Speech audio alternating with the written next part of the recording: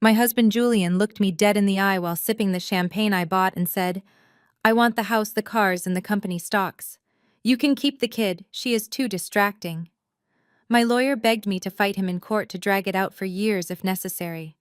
But I looked at Julian sitting there with his smug grin and his brother's white wife, Tiffany, whispering in his ear, and I said, "Give it all to him."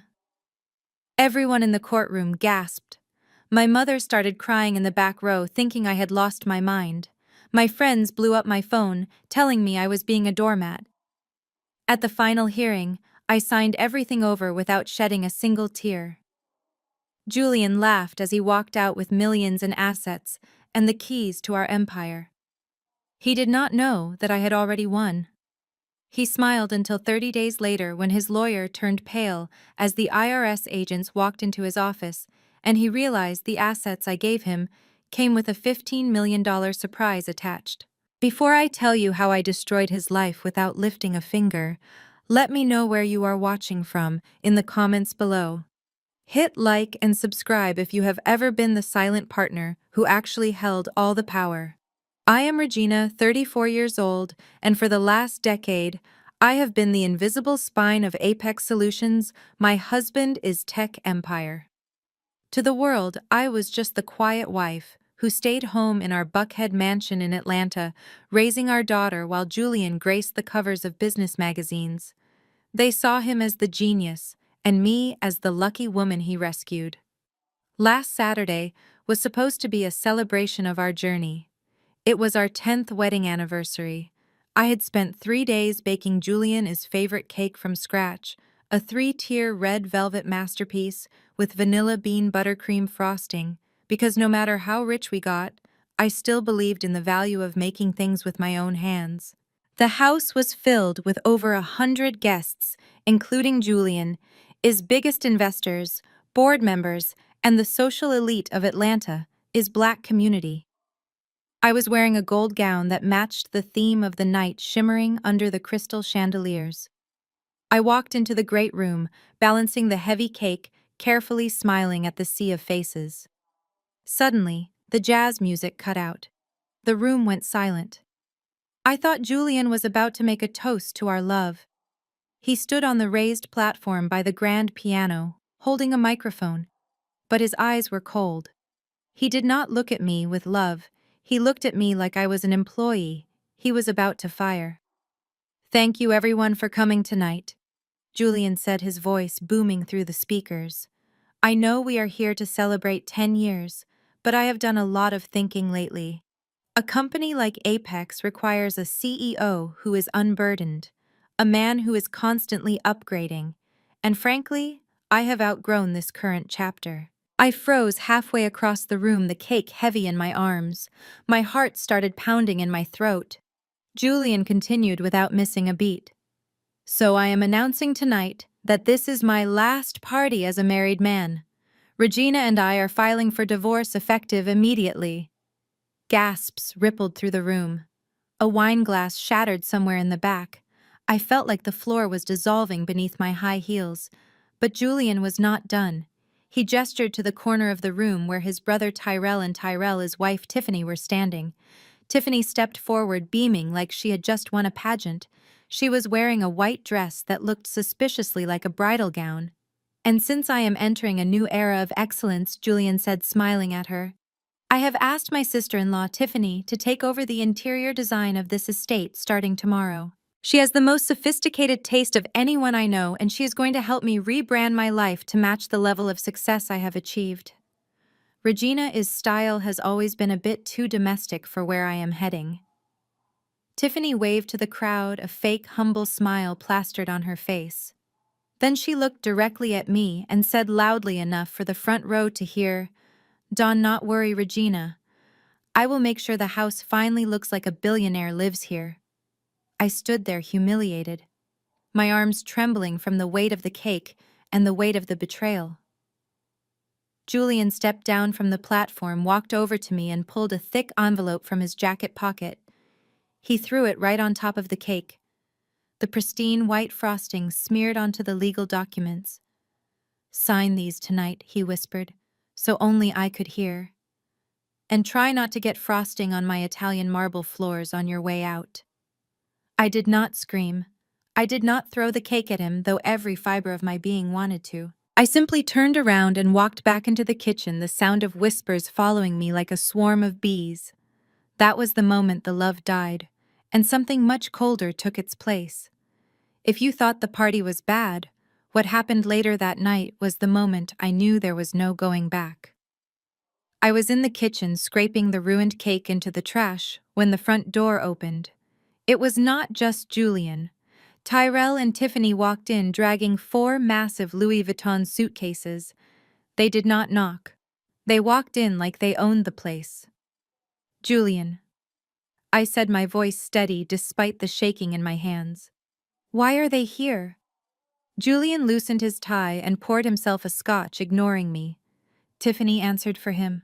Oh, honey, we are moving in to support Julian during this difficult transition. Divorce is so hard on a man, especially when he has to deal with a clingy ex-wife. Plus, I need to be on site to supervise the renovations. Renovations? I asked, stepping out of the kitchen. This house is fine. I designed this house. Tiffany laughed, a high-pitched sound that grated on my nerves. That is exactly the problem, Regina.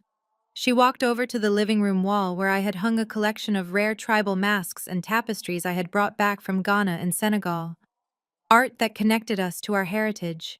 Art that cost more than Tyrell made in a year. Tiffany reached out with 2 fingers as if touching something infectious. This, she said, wrinkling her nose. It is just so dark, isn't it? It is very voodoo chic. It makes the space feel heavy and honestly a little scary. We are going for a clean aesthetic, Scandinavian minimalist. Lots of beige, lots of white, lots of empty space. We need to erase all this clutter so Julian's mind can breathe. She pulled a priceless mask off the wall and tossed it onto the sofa like it was a cheap toy. My blood began to boil. That mask was a gift from my grandmother. Do not touch my things, I said, stepping forward. Julian slammed his glass down on the counter. Enough, Regina, he barked. Tiffany is the professional here. She has a vision. You have always had too much sentimental junk. Let her do her job. Just then I heard small footsteps on the stairs. It was my 7-year-old daughter, Maya. She was clutching her favorite teddy bear, Mr. Cuddles, which was missing an eye and had worn out fur from years of love. She looked terrified. Mommy, Maya whispered, rubbing her eyes. Why are Uncle Tyrell and Aunt Tiffany shouting? Tiffany turned her gaze to my daughter. Her eyes did not soften. Instead, she looked at Maya's teddy bear with the same disgust she had shown my art. Oh, look at that filthy thing, she said, walking over to Maya. Sweetie, we do not bring dirty rags into a fresh house. Before I could move, Tiffany snatched the bear from Maya's hands. No! Maya screamed, reaching for it. Tiffany marched to the kitchen and dropped the bear into the trash can right on top of the smashed red velvet cake. Time for an upgrade, sweetie, she said, wiping her hands as if she had touched garbage. We will buy you a nice clean white rabbit, something that matches the new sofa. Maya burst into tears, screaming for her bear. I rushed over and hugged her, burying her face in my waist so she would not see the cruelty in their eyes. Julian, I said, my voice low and dangerous. Tell her to get the bear out of the trash. Now. Julian looked at his sobbing daughter, then at his brother and sister-in-law. He adjusted his cufflinks. Maya, stop crying, he yelled. You are being dramatic just like your mother. Tiffany is right. That thing was a health hazard. I am a CEO. I need peace and quiet, not a screaming child and a nagging wife. Take her upstairs. He pointed a finger at me. And not to the master bedroom. Tyrell and Tiffany are taking the master suite tonight. They need the space to plan the renovation. You and the kid can sleep in the guest room downstairs. The small one near the laundry room. My jaw dropped. You are kicking me out of my own bed, in the house my credit score paid for. It is my house now, Regina, Julian said, checking his watch. Or it will be once you sign those papers. Get used to your new station in life. You are a guest here now. And guests who make noise get evicted. I looked at Tiffany, who was smirking while leaning against my granite island. I looked at Tyrell, who was already raiding my liquor cabinet. and I looked at Julian, the man I had built from nothing. I picked up my sobbing daughter and walked to the guest room. I did not retrieve the bear. I realized in that moment that retrieving the bear would be a small victory. I did not want a small victory. I wanted total war. I laid Maya down on the small, stiff mattress in the guest room. She cried herself to sleep, asking why Daddy was being mean. I stroked her hair until her breathing slowed. The walls of the laundry room hummed next to us, a stark contrast to the silence of the master suite upstairs. I could hear them walking above us. I could hear Tiffany's heels clicking on the hardwood floors I had picked out. I could hear them laughing. They thought they had broken me. They thought stripping me of my room, my art, and my daughter as comfort object would make me crumble. They forgot one crucial detail: the security system in this house, the cameras in every room, the servers that ran Julian, his company, and the bank accounts that paid for that scotch they were drinking were all set up by me. I pulled out my laptop and sat on the cold floor. I did not turn on the light. I did not need light to see what I was about to do. I logged into the main administrative panel for the house network. The screen glowed blue in the darkness, illuminating my face. I saw the live feed from the living room. Tiffany was holding a glass of my best wine, gesturing around the room, describing how she would paint everything beige. Julian was nodding, looking like a king on his throne. I watched them for a long time. I let the anger crystallize into something sharp and cold. Julian wanted a divorce. He wanted the house, he wanted the cars, and he specifically said he wanted the company.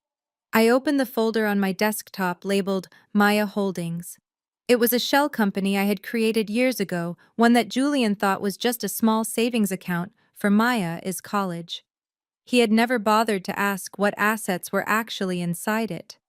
He never asked who owned the intellectual property rights to the source code that Apex Solutions ran on. He just assumed because he was the CEO, he owned it all. I looked at the divorce papers he had thrown on the cake. I wiped a smear of red frosting off the signature line. I took a pen from my purse. My hand did not shake.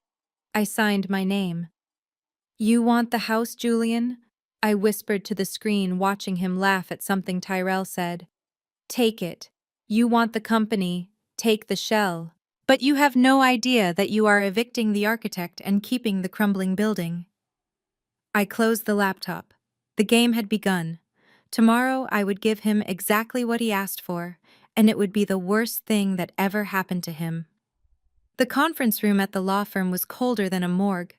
It was fitting, I suppose, because I was watching the corpse of my 10-year marriage being dissected on a mahogany table long enough to land a small plane on. The air smelled of expensive leather and stale coffee. Across from me sat Julian. He was wearing a navy bespoke suit that I had picked out for him last Christmas. He looked impeccable. He looked powerful. And he looked at me with the same indifference he would show a stranger on the subway. Next to him was his lawyer, a man named Sterling, who had a reputation for destroying lives and smiling while he did it. Sterling adjusted his glasses and slid a thick document across the table toward me and my lawyer, Mr. Cohen. "Let us not waste time," Sterling said, his voice smooth and venomous. "Julian is a very busy man. Apex Solutions is on the verge of a historic IPO. We need this matter settled quietly and quickly. Here is our final offer."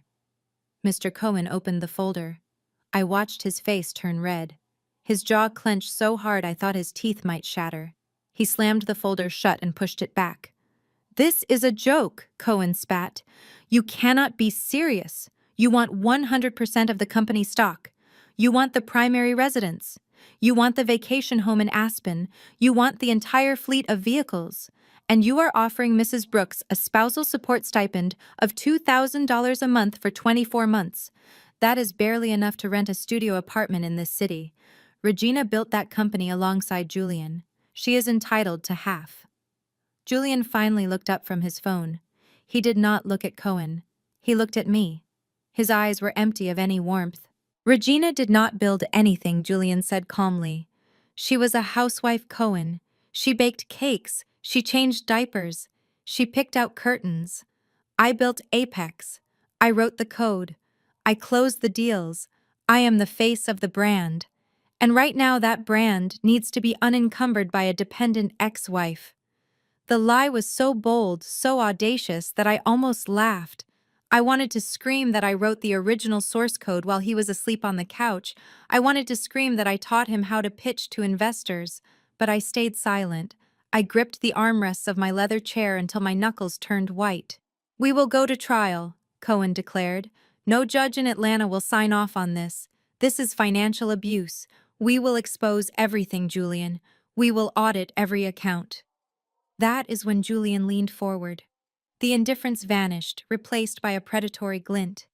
He placed his elbows on the table and interlaced his fingers. "You really do not want to go to trial, Regina," he said softly. "Because if we go to trial, everything becomes public record. And I mean everything." He pulled a smaller, thinner folder from his briefcase. He opened it and slid a single piece of paper toward me. It was a photocopy of a medical intake form from 7 years ago. "I remember when Maya was born," Julian said, his voice dripping with fake concern. "I remember how hard it was for you. The crying. The days you could not get out of bed. The time you left the stove on because you were so distracted by the voices in your head. Postpartum depression is a terrible thing, Regina. Or was it postpartum psychosis?" My blood ran cold. I felt the room spinning. He was using the darkest, most vulnerable moment of my life against me. The months where I struggled to find my footing as a new mother. The months he was never home because he was too busy networking. "My lawyer has a very interesting strategy for a custody hearing," Julian continued. "We are prepared to argue that given your history of mental instability and your lack of income, you are unfit to be the primary custodial parent. If you fight me for the money, Regina, I will spend every dime I have to paint you as a danger to our daughter. I will bury you in legal fees until you are homeless, and I will make sure you only see Maya on supervised visits every other weekend." He sat back looking satisfied. "Take the deal, Regina. Walk away clean. You get no assets, but you get to keep full custody of the girl. I do not want her anyway. She is better off with you. I need my freedom." Mr. Cohen looked at me, his eyes wide with horror. "Regina, do not listen to him. This is blackmail. We can fight this. We can get expert witnesses. Do not let him bully you." I looked at the paper on the table. Then I looked at Julian. For a moment I saw the man I used to love, the man who held my hand in the delivery room. That man was dead. In his place sat a monster fueled by greed and ego. A monster who would burn his own child as happiness just to save a few $1,000,000. I felt a tremor go through my body. It started in my hands and traveled up to my chest. But it was not fear. It was not sadness. It was a rage so pure, so hot that it felt like it was cauterizing my wounds. He thought I was weak. He thought I was just the woman who baked cakes. He had forgotten who I really was. He had forgotten that before I was a mother, I was a mathematician. I was a coder. I was the architect of his entire reality. And in that moment of absolute clarity, I remembered the safety switch. I remembered Maya Holdings. I remembered the copyright registrations that were sitting in a safety deposit box he knew nothing about. If I fought him now for half the assets, I would get half of a company that I would eventually have to share with him. But if I gave him everything, if I let him take the bait, he would walk right into the trap I had set 10 years ago.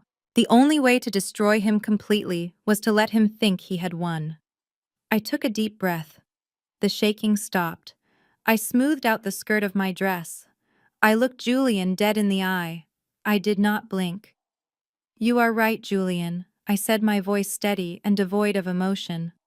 "I do not want a war. I do not want Maya to see her parents fighting in court." "Regina." "What are you doing?" Cohen whispered urgently, grabbing my arm. I pulled my arm away. "I am doing what is best for my daughter," I said, keeping my eyes on Julian. "You want the company. You want the house. You want the cars. Fine. Take them." Julian's eyes widened, slightly surprised by my sudden surrender. Then a smug grin spread across his face. "Smart girl," he said. "But I have one condition," I said. Sterling rolled his eyes. "Here we go." I want it in writing, I said, pointing to the contract. I want a clause that states clearly and irrevocably that Julian Brooks retains 100% ownership and liability for Apex Solutions and all its physical assets. And in exchange, I retain full legal and physical custody of Maya and sole ownership of the entity known as Maya Holdings, along with its contents. Julian laughed. Maya Holdings, that little savings account you set up. What is in there, 5 grand? Something like that, I said, shrugging. It is for her college. You do not care about her education, do you? I do not care about pocket change. Julian scoffed. Sterling, write it in. She keeps the kid and her piggy bank. I get the empire. I watched Sterling typing on his laptop. I watched the printer in the corner whir to life. I watched the paper slide out, the paper that would strip me of my home, my car, and my fortune. But as I picked up the pen, I did not feel poor. I felt like a hunter watching a wolf walk into a cage. I signed my name with a flourish. Done, I said, pushing the papers across the mahogany table. Julian snatched them up, checking the signature like he thought it might disappear. He stood up, buttoning his jacket. You made the right choice, Regina, he said, not even bothering to offer a handshake. Have fun living in the real world. I hear the rental market is tough these days. He walked out of the room, followed by his lawyer. They were laughing before the door even closed. My lawyer, Mr. Cohen, sat with his head in his hands. Regina. I cannot believe you did that. You just gave away $50 million. You let him win. I stood up and picked up my purse. I walked over to the window and looked out at the Atlanta skyline. Somewhere out there, Julian was probably already popping champagne with Tiffany. No, Mr. Cohen, I said quietly. I did not give away $50 million. I just gave him the keys to a car that has no engine. Cohen looked at me confused. What do you mean? I turned to him, and for the first time in weeks I smiled. A real, genuine, dangerous smile. Julian thinks Apex Solutions is the company, I said. But Apex is just the shell. It is just the interface. The source code, the actual brain of the software that runs his entire platform, belongs to Maya Holdings. And he just signed over Maya Holdings to me. Cohen is jaw-dropped. He has 30 days until the license expires, I said, checking my watch. Let him enjoy his victory lap. Because when that clock strikes midnight on the 30th day, he is going to realize that he is the CEO of absolutely nothing. I walked out of the conference room, leaving my lawyer stunned in silence. I had lost the house. I had lost the lifestyle. But I had my daughter. And in my pocket I had the detonator to Julian's entire life. The game was on. I drove away from that meeting with my hands gripping the steering wheel so tight my knuckles turned the color of bone. The streets of Atlanta blurred past me. The towering glass skyscrapers where Julian played the big shot CEO seemed to mock me. He thought he had crushed me back there in that conference room. He thought threatening to take my daughter was the checkmate move. He saw a scared mother. He saw a woman who had spent the last 7 years picking up dry cleaning and organizing charity galas. He saw a wife who had lost her edge. But as I merged onto the highway, the fear began to evaporate, replaced by a cold, hard memory. I laughed out loud, a dry, humorless sound that echoed in the empty car. Julian Brooks, the tech genius. Julian Brooks, the visionary. That was the brand we sold to the world. But I knew the truth. I knew the man behind the curtain because I was the one who stitched the curtain together. My mind drifted back 10 years. We were living in a cramped one-bedroom apartment in Midtown. The air conditioner was broken, and the air smelled like stale pizza and ambition. Julian was a pharmaceutical sales rep back then. He had $1 million smile and a cheap suit, but he could not write a line of code if his life depended on it. He was the dreamer, the talker, the face. I was the one with the degree from MIT buried in a drawer under my socks, because Julian said it intimidated his friends. I remembered the night Apex was born. Julian had come home drunk from a networking event, ranting about how the software on the market was too slow, too clunky. He had the idea for the interface, he knew what the clients wanted, but he had no idea how to build it. While he passed out on the sofa, I opened my laptop. I did not sleep for 3 days. I drank pot after pot of black coffee, my fingers flying across the keyboard, building the architecture of a system that would revolutionize the industry. When Julian woke up and saw what I had created, he cried. He hugged me and said we were going to be rich. He said we were a team. But as the money started rolling in, the we became I. He became the CEO. I became the CEO's wife, and I let it happen. I stepped back into the shadows because I loved him and because I wanted a family. But I was never stupid. 6 years ago, right after Maya was born, I saw the first crack in the mask. Julian had bought a Porsche without telling me while I was struggling to pay for diapers. He had started coming home late, smelling of perfume that was not mine. That was the night I made a decision that would save my life today. I created a separate legal entity, a shell company named Maya Holdings. I told Julian it was a tax shelter for our daughter's future education fund. He laughed, patting me on the head like a child, and said, "Sure, babe, whatever makes you feel useful." He signed the papers without reading them. He never knew that the next day I transferred the intellectual property rights, the actual source code of the Apex software, into Maya Holdings. Then I leased it back to Apex Solutions for a nominal fee of $1 a year. It was a ticking time bomb buried in mountains of paperwork waiting for the day he would betray me. I pulled into the parking lot of my lawyer's office. Mr. Cohen was already waiting for me, pacing back and forth in his office like a nervous cat. When I walked in, he looked like he had seen a ghost. "Regina, please tell me you are not seriously considering his offer," he stammered, wiping sweat from his forehead.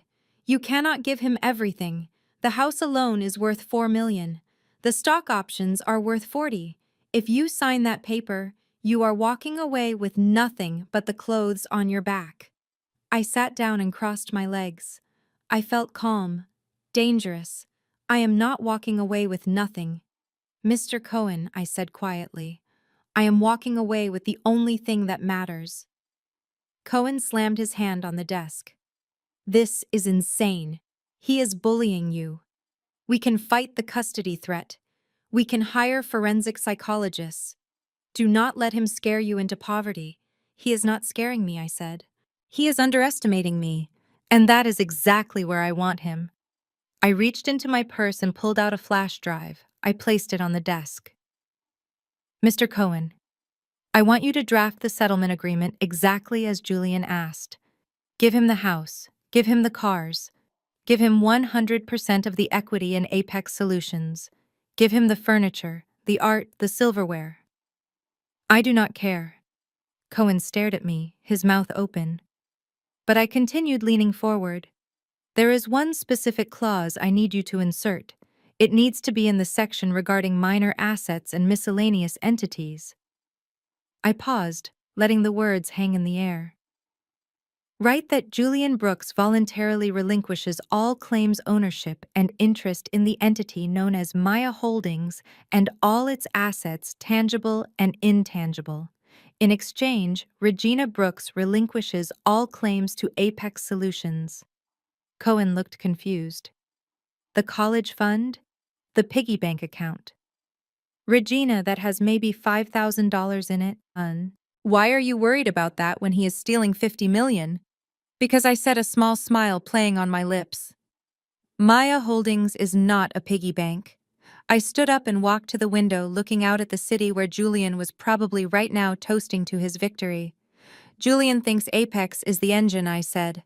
"But Apex is just the body of the car. It is the shiny paint and the leather seats. Maya Holdings owns the engine. It owns the transmission. It owns the wheels. Apex leases the technology from Maya Holdings. And that lease agreement has a termination clause." Cohen stopped breathing for a second.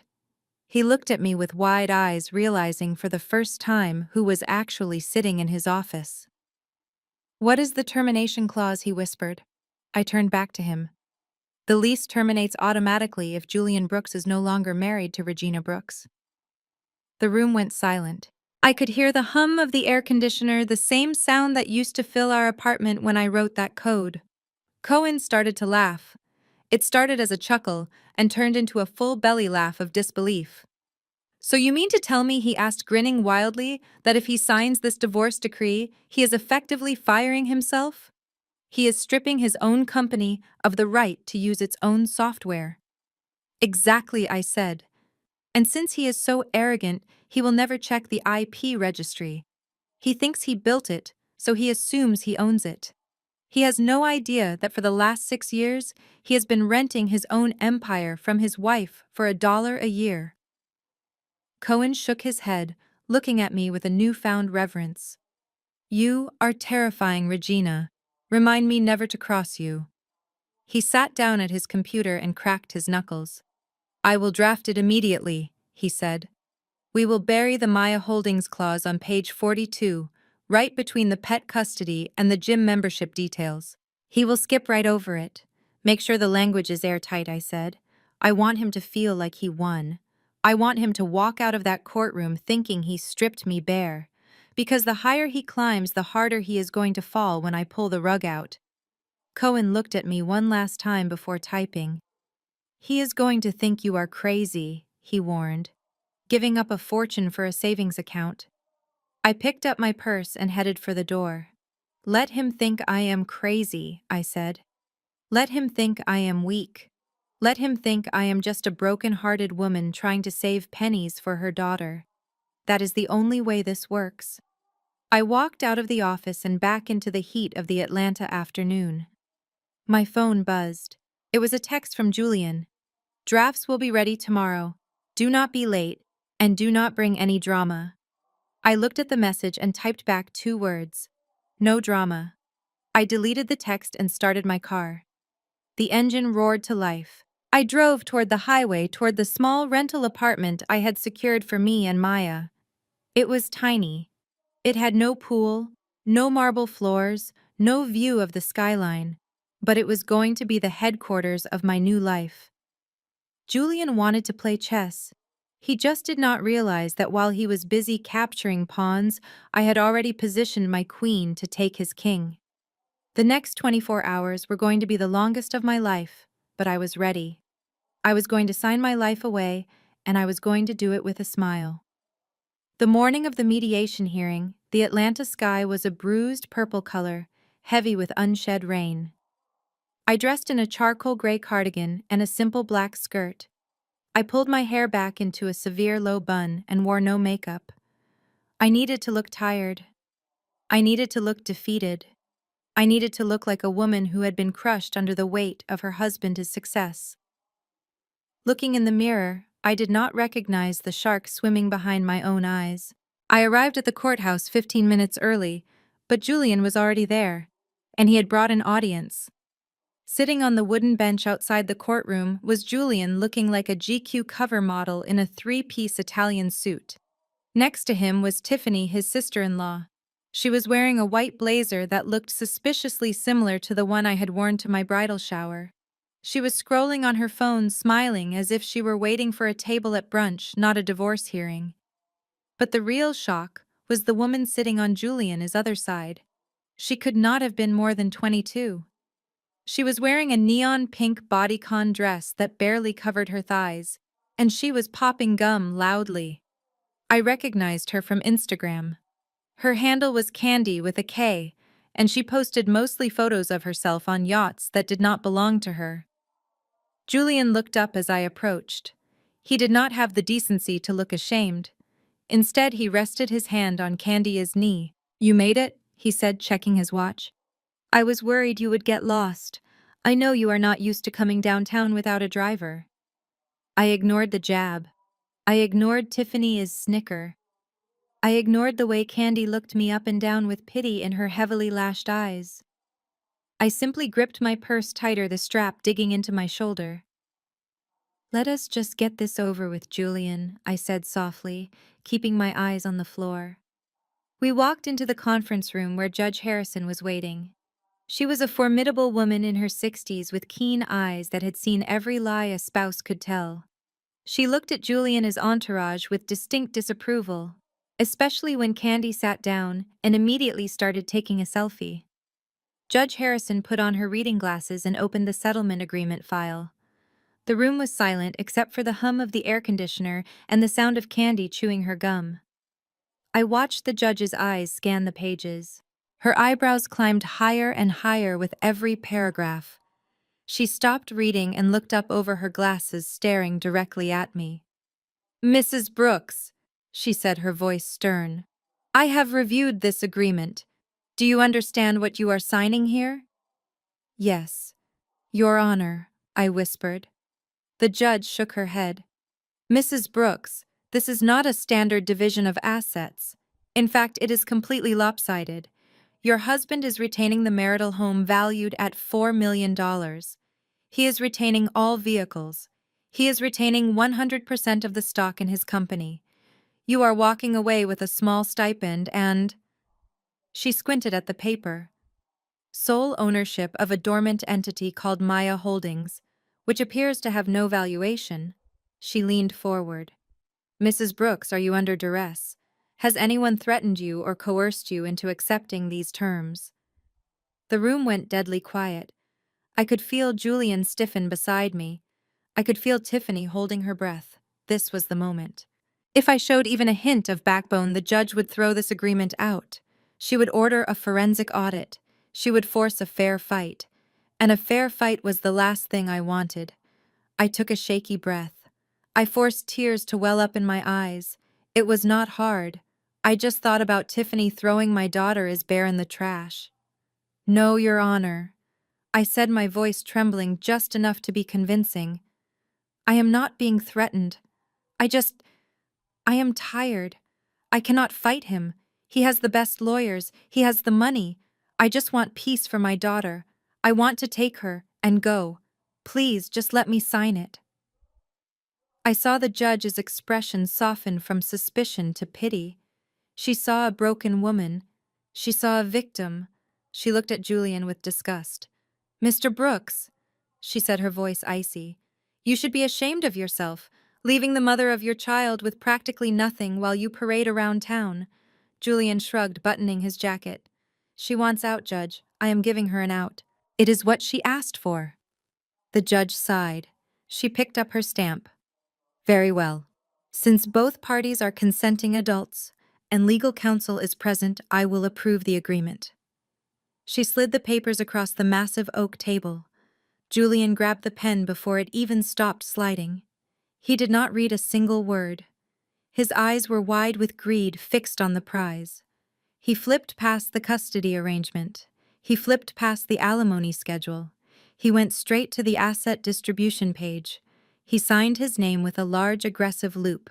"There," he said, pushing the papers toward me. "It is over." "Not yet, Julian, my lawyer," Mr. Cohen interrupted. "You need to sign the transfer of the non-marital assets. The clause regarding Maya Holdings."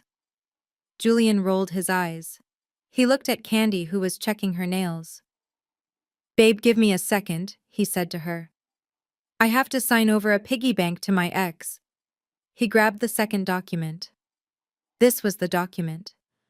The one I had spent nights agonizing over. The one that contained the legal language transferring all intellectual property rights held by Maya Holdings back to me, along with the termination of any existing lease agreements. Julian looked at the title. Transfer of Ownership. Maya Holdings, LLC. He scoffed. "Enjoy your $5,000, Regina. Buy the kid some new shoes." He scribbled his signature. He did not read the fine print.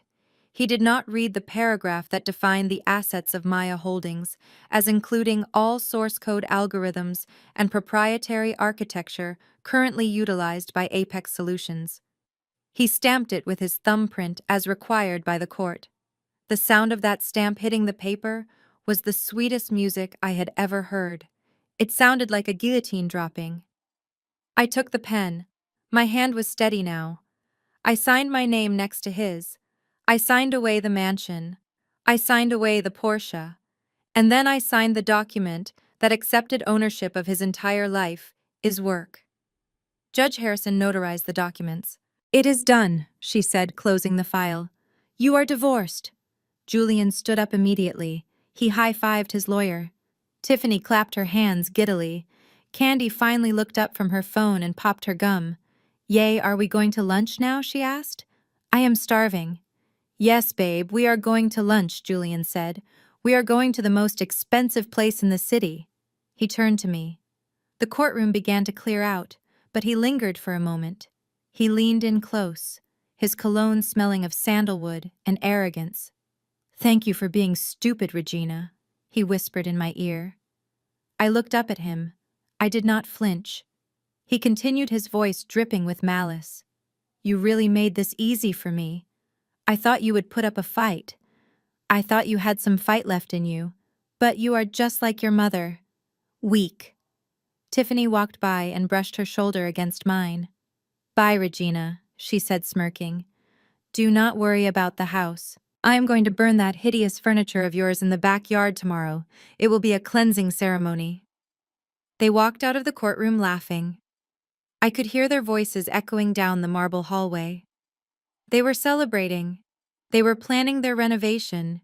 They were planning their IPO party. Mr. Cohen looked at me. He was pale. He was sweating. Regina, he whispered, you really did it. You sat there and let them insult you. I slowly picked up my copy of the Maya Holdings transfer agreement. I folded it carefully and placed it in my purse. I stood up and smoothed my skirt. Mr. Cohen. I said, my voice completely different now. The tremble was gone. The fear was gone. Yes, Regina. I want you to file this document with the Copyright Office immediately. Expedite the processing. I want the transfer official by 9 a.m. tomorrow. And then I continued walking toward the door. And then draft a cease and desist letter. But do not send it yet. Cohen scurried after me. When do we send it? I stopped at the heavy wooden doors of the courtroom. I looked back at the empty chair where Julian had sat, where he had signed his own death warrant without reading. We wait 30 days, I said. We wait until the morning of his IPO. We wait until he rings that bell on Wall Street. And then, we turn off the lights. I pushed open the doors and walked out into the hallway. The rain outside had started to fall, hitting the windows in angry sheets. But I did not mind the rain. It was washing away the old Regina. Julian had called me stupid. He had told me to get out of his life. I walked to the elevator, a small smile playing on my lips. Careful what you wish for, Julian. It took me 10 years to turn that house from a cold structure of brick and mortar into a home filled with warmth and memories. It took me 10 years to curate the art on the walls, to plant the hydrangeas in the garden, and to choose the exact shade of cream for the nursery, where I rocked my daughter to sleep. But it took only 2 hours to pack my entire life into 3 cardboard boxes and 2 suitcases. The hallway echoed as I walked down the stairs holding Maya's hand. She was clutching a small plastic bag with her few remaining toys, since Tiffany had thrown away her favorite bear. The house felt different now. It did not feel like mine anymore. It felt like a museum I was being kicked out of. I could hear the hum of the central air conditioning, a system I had paid to upgrade last summer, so Julian would sleep better. Every corner of this mansion held a piece of my soul, and I was leaving it all behind for a man who did not even know the code to the security gate. I walked toward the heavy oak front doors, keeping my head high. I refused to let them see me crumble. I refused to let the staff see me cry. But just as I reached for the handle, a voice cut through the silence like a serrated knife. Not so fast, Regina.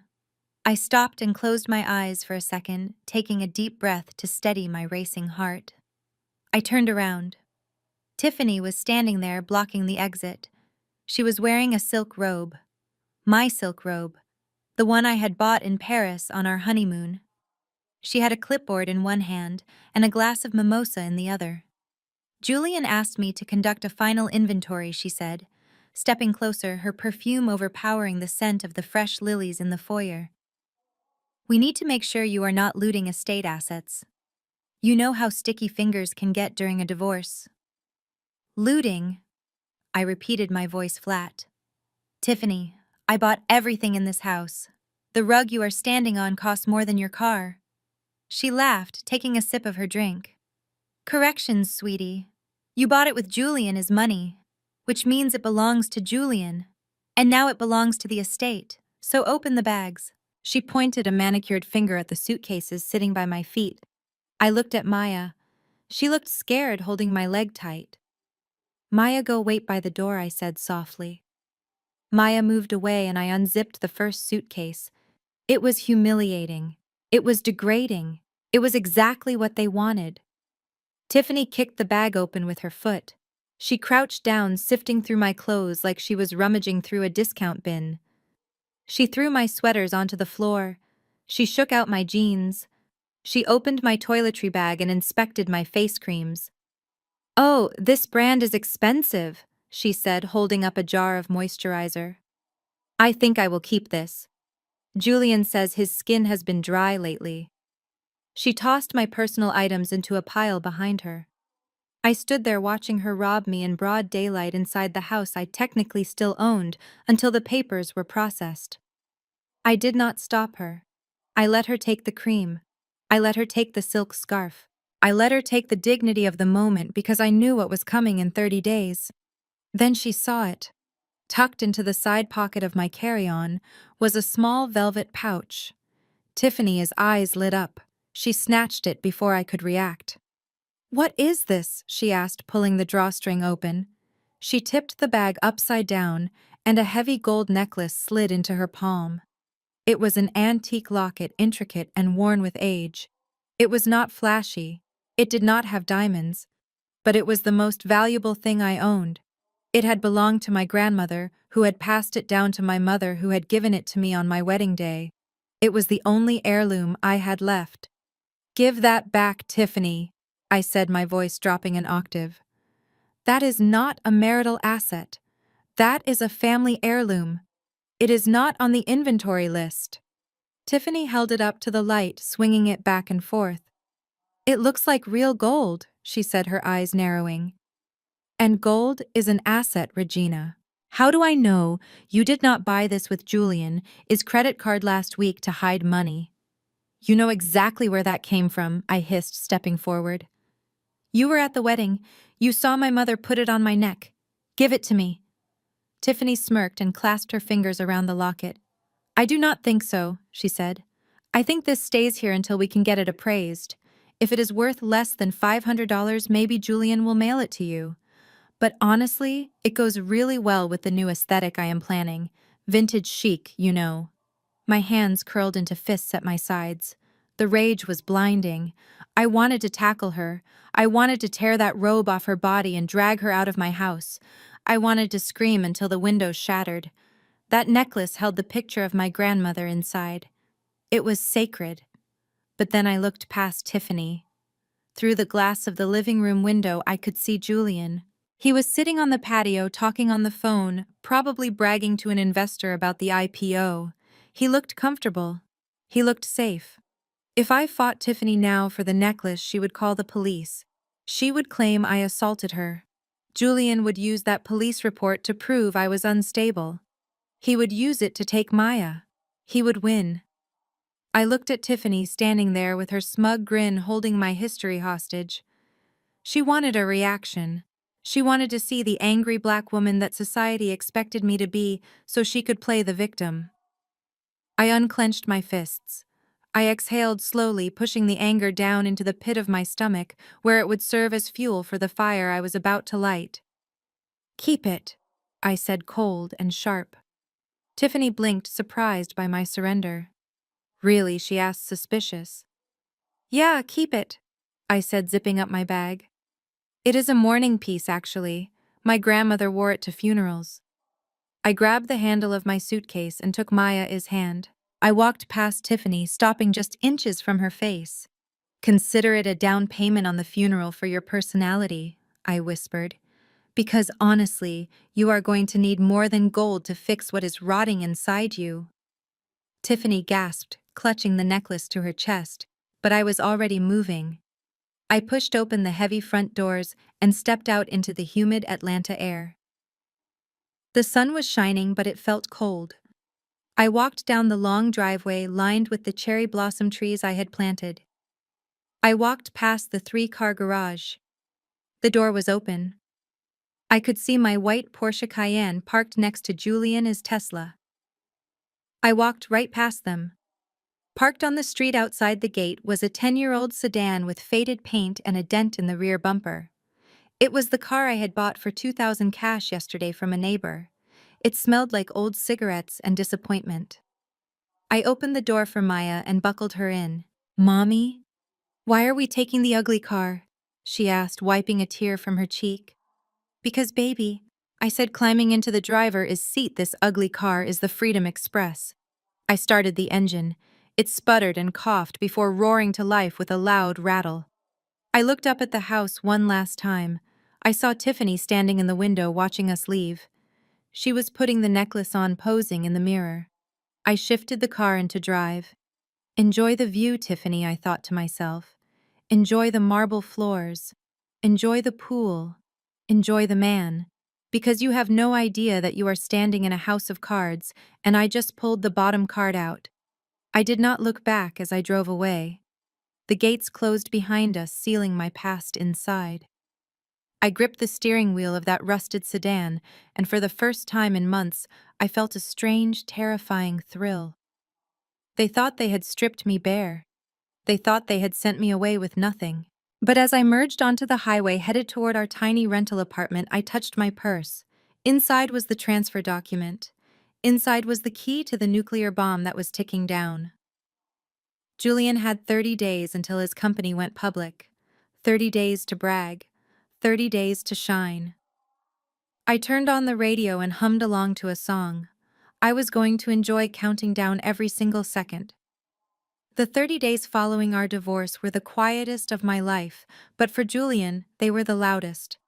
I sat in my small two-bedroom apartment listening to the hum of a window air conditioning unit while Julian turned my former life into a circus. I did not block him on social media.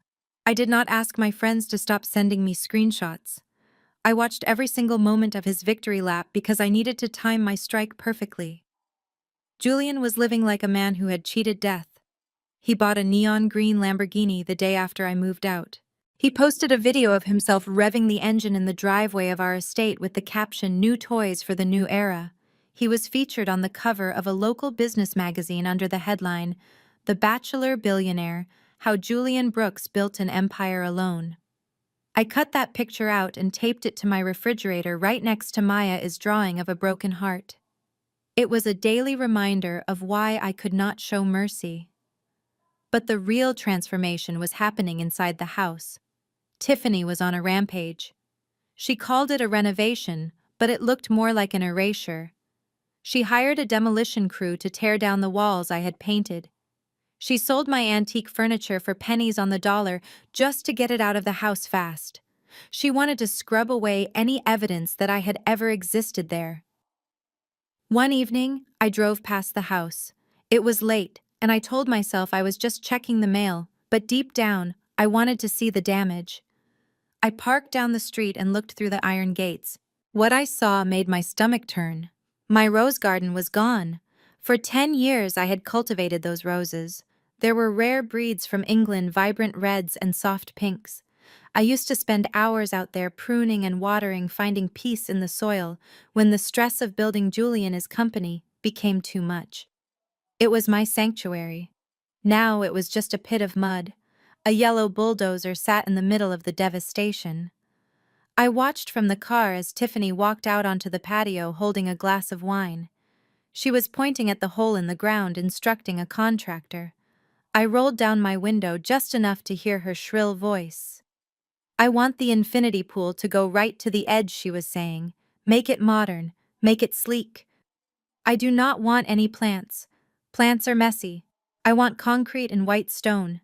She was paving over my sanctuary to build a monument to her own vanity, a concrete slab where nothing could grow. I rolled up the window and drove away. I did not cry. Tears were for people who had lost. I had not lost. I was just waiting. While Tiffany destroyed the home, Tyrell was busy destroying the finances. Since Julian had fired the CFO, claiming he wanted to streamline operations, Tyrell had appointed himself the new head of finance. His qualifications consisted of a failed rap career and a bankruptcy filing 3 years ago. I still had access to the transaction alerts on the corporate credit cards. Julian, in his arrogance, had never bothered to change the administrator email. Every night my phone would light up with the evidence of their gluttony. Alert charge of $5,000 at the Gold Room nightclub. Alert charge of $12,000 at Saks Fifth Avenue. Alert charge of $8,000 for a private jet charter to Miami. Tyrell was treating the company treasury like his personal piggy bank. He was buying Rolexes for his friends. He was paying for bottle service for women who would not look at him twice if he were driving his own car. And Julian let it happen. Julian was too busy preparing for the IPO, the initial public offering, that was supposed to make him a billionaire overnight. He was so focused on the bell-ringing ceremony on Wall Street that he forgot to check the engine of the rocket he was riding. Inside the glass walls of Apex Solutions, panic was beginning to set in. My old team, the engineers I had hired and trained, were sending frantic emails to the executive suite. "The system is lagging," one email read. "We are seeing latency issues in the core processing unit. Clients are complaining about slow load times." Julian's reply was short and dismissive. "Reset the servers. I am in a fitting for my tuxedo. Do not bother me with minor glitches." Another engineer wrote, "Sir, we cannot just reset. The architecture seems to be destabilizing. We need to access the source code to run a diagnostic. We do not have the encryption key." Julian did not even reply to that one. He assumed the encryption key was in his desk drawer or on a sticky note somewhere. He did not realize that the encryption key was not a password. It was a legal license. And that license was tied to a contract that was silently counting down. 3 days before the IPO, Julian threw a massive pre-celebration party at the house. It was a white party. Everyone had to wear white. He hired a famous DJ. He had acrobats suspended from the ceiling. He had a champagne fountain in the foyer, right where my grandmother's antique console table used to be. I saw the photos on Instagram. Candy, the new girlfriend, was wearing a dress that looked like a napkin. Tiffany was wearing a white gown with a train so long people kept stepping on it. Julian stood in the middle of it all, holding a microphone, looking like a king. "We did it," he shouted to the cheering crowd. "We built this from nothing. And on Monday morning, when Apex goes public, we are going to rule the world." The crowd roared. Champagne corks popped. They danced on the grave of my marriage. They danced on the dirt where my roses used to bloom. But while the bass thumped and the lights flashed, a different scene was playing out in the server room at the Apex headquarters downtown. The room was dark and cold, filled with the hum of massive server racks. These machines were the heartbeat of the company. They processed millions of transactions a day for banks, hospitals, and logistics firms. They ran on the code I had written, the code I had birthed. On the main terminal screen, a small dialog box had appeared weeks ago. At first, it was just a yellow warning light, a notification that the software license was pending renewal, but nobody checked the main terminal. Julian had fired the night shift monitoring team to save money for his party, so the warning sat there unnoticed. It blinked in the darkness. License holder, Maya Holdings, LLC. Status, license termination pending. As the clock ticked past midnight, marking the start of the final 24 hours before the IPO, the yellow light turned red. The hum of the servers seemed to change pitch. It became strained. The cooling fans spun louder, trying to compensate for a command that was being rewritten deep in the kernel of the system. Back at the mansion, Julian was laughing his arm around Candy, holding a bottle of Ace of Spades. He looked at his brother Tyrell, who was drunk and dancing on a table. "Life is good," brother Julian shouted. "Nothing can stop us now." He raised his glass to the ceiling. At that exact moment in the silent server room, the text on the screen changed. The countdown hit 0. The grace period that I had legally mandated, the 30 days of mercy I had granted him to fix his mistake, ran out. A new message flashed across the monitor in bright crimson letters. Critical error. License expired. Unauthorized use detected. System lockdown initiated. The fans whirred down. The lights on the server racks flickered from steady green to flashing red. One by one, the connections began to sever. The data streams stopped. The engine of the billion-dollar car stalled on the highway. I was sitting in my apartment awake. I was not at the party. I was not drinking champagne. I was sitting in front of my laptop, watching the back-end diagnostic tool that only I had access to. I saw the red light appear on my screen. I saw the lockdown command execute. I took a sip of my herbal tea. "Happy anniversary, Julian," I whispered to the empty room. The party was still raging, the music was still loud, but the silence was coming, and when it arrived, it was going to be deafening. Monday morning arrived with the kind of electric energy that usually signals the start of something historic. For Julian Brooks, it was supposed to be the day he was crowned the king of the tech world. For me, it was the day I finally stopped holding my breath. I sat in my small kitchen wearing my pajamas, stirring a cup of cheap instant coffee. On the counter, my laptop was open to the live stream of the New York Stock Exchange. Beside it was a second monitor displaying the back-end command console for the Apex Solutions mainframe. The countdown timer on my screen read 0 hours, 0 minutes, and 30 seconds. On the television screen, Julian looked magnificent. I had to give him that. He was wearing a custom navy suit that probably cost more than my rent for the next year. His smile was blinding. He stood on the balcony of the exchange, surrounded by cheering executives. Tiffany was there, of course, pushing her way to the front, trying to get her face in the frame. She was wearing a white dress that looked ridiculous for a morning business event, waving at the camera like she was royalty. Tyrell was standing behind Julian, looking hungover but smug, clapping his hands and shouting something that the microphones could not pick up. The commentator on CNBC was breathless with excitement. Apex Solutions is set to debut at $50 a share, with a valuation of $2 billion. This is the tech unicorn of the decade, folks.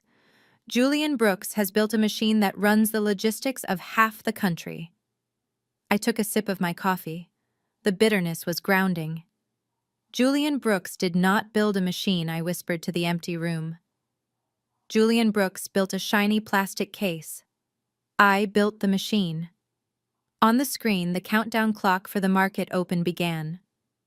10, 9, 8. Julian grabbed the wooden gavel. He looked like he was about to ascend to heaven. He was laughing, soaking in the adoration. He had no idea that the ground beneath his feet was actually a trap door. 7, 6, 5. I reached out and hovered my finger over the enter key on my laptop. The script was already written. The command was cued. All it needed was the final execution. 4, 3, 2. Julian raised the gavel high. His eyes were shining with greed. He was thinking about the billions. He was thinking about the yachts. He was thinking about how he had won. 1. Julian brought the gavel down. The bell rang loud and clear, signaling the start of the trading day. Confetti rained down. The crowd roared. I pressed enter. "Execute Order 66, I murmured. The effect was instantaneous. It was not a slow decline. It was a cliff. Behind Julian, on the massive digital screens that covered the walls of the trading floor, the Apex Solutions logo was proudly displayed. It was a sleek blue triangle. But exactly 3 seconds after the bell rang, the blue triangle flickered. It turned static gray for a heartbeat, and then the entire wall of screens turned a violent, flashing crimson red. The cheering faltered. People started pointing. Julian turned around, his smile freezing in place. The text on the screen was not the stock price. It was not the ticker symbol APX. It was a message scrolling in bold black block letters. "Critical system failure. License revoked. Property of Maya Holdings, LLC. Unauthorized usage detected. The CNBC commentator stopped mid-sentence. It seems we are having some technical difficulties with the display board. Or wait, is that a hack? It was not a hack, it was a repossession. On the trading floor below, chaos erupted. Traders who had been shouting buy orders suddenly started screaming into their phones. The ticker symbol for Apex, which had opened at $50, started blinking rapidly. 45, 40, 32. It was in free fall. I watched Julian's face. The color drained from his skin so fast he looked like a wax figure. He dropped the gavel. He turned to the exchange president, who looked furious and confused. Julian was mouthing the words, "What is happening?" What was happening was that all over the world, every single logistics company, bank, and hospital that used Apex software was seeing the exact same red screen. The software had locked itself, the database was encrypted, the engine had simply vanished. My phone started buzzing. It was Mr. Cohen, my lawyer. "Regina," he shouted over the line. "Are you watching this?" "I am watching," I said calmly. "The stock is at $20. It has been 2 minutes. This is a bloodbath. It is justice, Mr. Cohen." On the TV screen, Julian was panicking. He was shoving people out of his way, trying to get off the balcony. Tiffany was looking around wildly, realizing the cameras were no longer filming a coronation, but a disaster. She tried to hide behind Tyrell, but he was too busy checking his phone, probably seeing his net worth evaporate in real time. The camera cut to a reporter on the floor. "Panic here at the NYSE. Apex Solutions software appears to be down globally. Investors are dumping the stock. There are rumors of a major intellectual property dispute. The stock is currently trading at $12 and dropping fast." I switched tabs to the back-end console. The system was reporting millions of failed login attempts. The beautiful code I had written, the algorithm that could route a package from Tokyo to New York in record time, was now sitting behind an impenetrable wall of encryption, and the only key was in my pocket. On the screen, I saw Julian pull out his phone. He was screaming into it. I could read his lips. "Fix it. Fix it now." I imagined the scene at the Apex headquarters, the engineers running around like headless chickens, the server room flashing red. A few minutes later, the news anchor cut back to the studio. "We have breaking news. We are hearing reports that the entire Apex system has been remotely locked due to a licensing expiration. We are trying to get a statement from the CEO." Julian was now on the floor level, surrounded by angry investors and shouting reporters. He looked small. He looked sweaty. The arrogance was gone, replaced by the primal fear of a man watching his life burn down. He held the phone to his ear, his hand shaking. I pulled up the audio log from the server room, which I had bugged access to. I wanted to hear this conversation. Julian's voice crackled through my speakers. "What do you mean you cannot bypass it? You are the CTO. Hack it. Break it. Just get it back online." Then I heard the voice of Marcus, the lead engineer. A good man who I had hired 5 years ago. "We cannot." "Julian." Marcus sounded terrified. "It is not a bug. The source code is gone. It has been recalled. The system says we do not own the rights to run the kernel. It says the owner is Maya Holdings." "Who the hell is Maya Holdings?" Julian screamed, causing people around him to flinch. There was a silence on the line, a heavy, pregnant silence. Julian Marcus whispered, "You signed the transfer papers. I saw the legal update in the system this morning. You transferred the IP rights to a separate entity. We are running pirated software right now. We are illegal." Julian stopped walking. He stood in the middle of the chaotic trading floor, confetti still stuck to his expensive shoes. The ticker overhead flashed, "APX 4.50, Maya Holdings," he whispered. And then I saw the realization hit him. It hit him like a physical blow. His knees actually buckled. He grabbed onto a railing to support himself. Maya. My daughter. He looked directly into the news camera. For a second it felt like he was looking right at me, right into my kitchen. He looked like a ghost. He remembered the meeting. He remembered the joke about the piggy bank. He remembered signing the paper without reading it because he was too busy staring at the assets he thought mattered. He had taken the house. He had taken the cars. But he had given away the brain. The stock hit $2. Trading was halted by the exchange due to volatility. In 15 minutes, $2 billion of market value had been wiped out. Tiffany was crying now. She was yelling at a cameraman to get out of her face.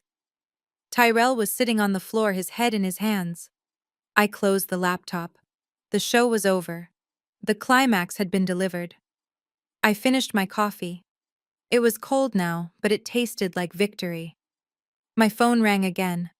This time it was not my lawyer. It was Julian. I looked at the screen. His picture popped up, a photo from happier times when we were building this dream together. I let it ring. I let it ring until it went to voicemail. Then I picked up the phone and blocked the number. I stood up and walked to the window of my small apartment. The sun was shining. The world outside was moving on. But Julian's world had stopped spinning. He wanted to be a solo act. He wanted all the credit. Well, now he had it. He was the sole captain of a sinking ship, and he had thrown away the only life raft. I went into the bedroom where Maya was playing with her dolls. She looked up and smiled. "Mommy, are you okay?" she asked. I sat down on the floor and hugged her. "I am better than okay, baby," I said, kissing her forehead. "I just made sure that nobody will ever steal from us again." Julian's IPO day would go down in history, but not in the way he wanted. It would be studied in business schools for decades. The day the golden sun flew too close to the sun and got burned by the wife he thought was just a shadow. And the best part, I had not even sued him. I had not screamed. I had not made a scene. I had simply enforced the contract he signed. Cold, hard justice. The chaos on the trading floor was just the overture. The real symphony of destruction was about to play out in the inboxes of every board member, executive, and regulator associated with Apex Solutions. I sat in my kitchen, my laptop screen casting a cool blue glow on my face as I dialed Mr. Cohen. He answered on the first ring. His voice was trembling slightly, not with fear, but with the adrenaline of a lawyer who is about to drop a nuclear bomb on opposing counsel. "Regina, are you sure you want to send this?" Cohen asked. "Once I hit send, there is no going back. This will trigger SEC investigations. This will trigger lawsuits. This will effectively burn Apex to the ground." I looked at the picture of Julian on my fridge. I looked at the spot where my daughter sat playing with cheap plastic dolls because her father had thrown away her favorite bear. "Send it," I said softly. I hung up and imagined the scene inside the Apex boardroom. I knew exactly what was happening because I had built the notification system that alerted the executives to high-priority emails. I knew that in exactly 3 seconds, every phone and tablet in that glass-walled room would ping in unison. 1, 2, 3. In the boardroom on the 42nd floor, Julian was pacing back and forth, sweating through his custom suit. The stock was halted. The investors were screaming. He was yelling at his chief legal officer, demanding to know why the servers were locked. Then the sound happened. Ping, ping, ping. A cascade of notifications rippled around the long conference table. The chairman of the board, a ruthless man named Sterling Vance, looked down at his iPad. His face went gray. Julian Vance said, his voice cutting through the noise like a razor. "You need to read this email from Regina's lawyer." Julian stopped pacing. He grabbed his phone. I could practically see his eyes scanning the subject line. "Notice of intellectual property, repossession, and license termination."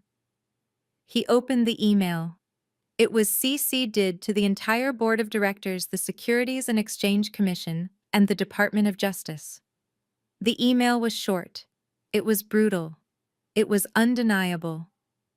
"Dear Mr. Brooks and the Board of Apex Solutions, please be advised that as of 9 a.m. this morning, the license agreement between Maya Holdings LLC and Apex Solutions, Inc. has been formally terminated.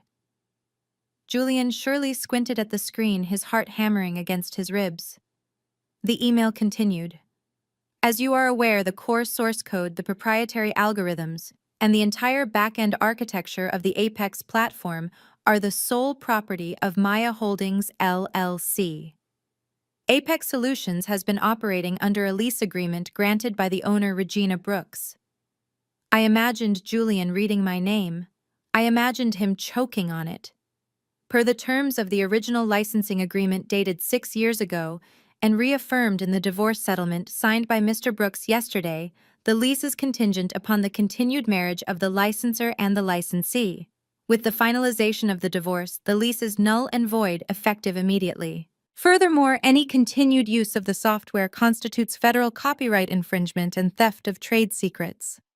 Julian looked up from his phone. The room was deadly silent. 12 pairs of eyes were staring at him. These were men and women who controlled billions of dollars.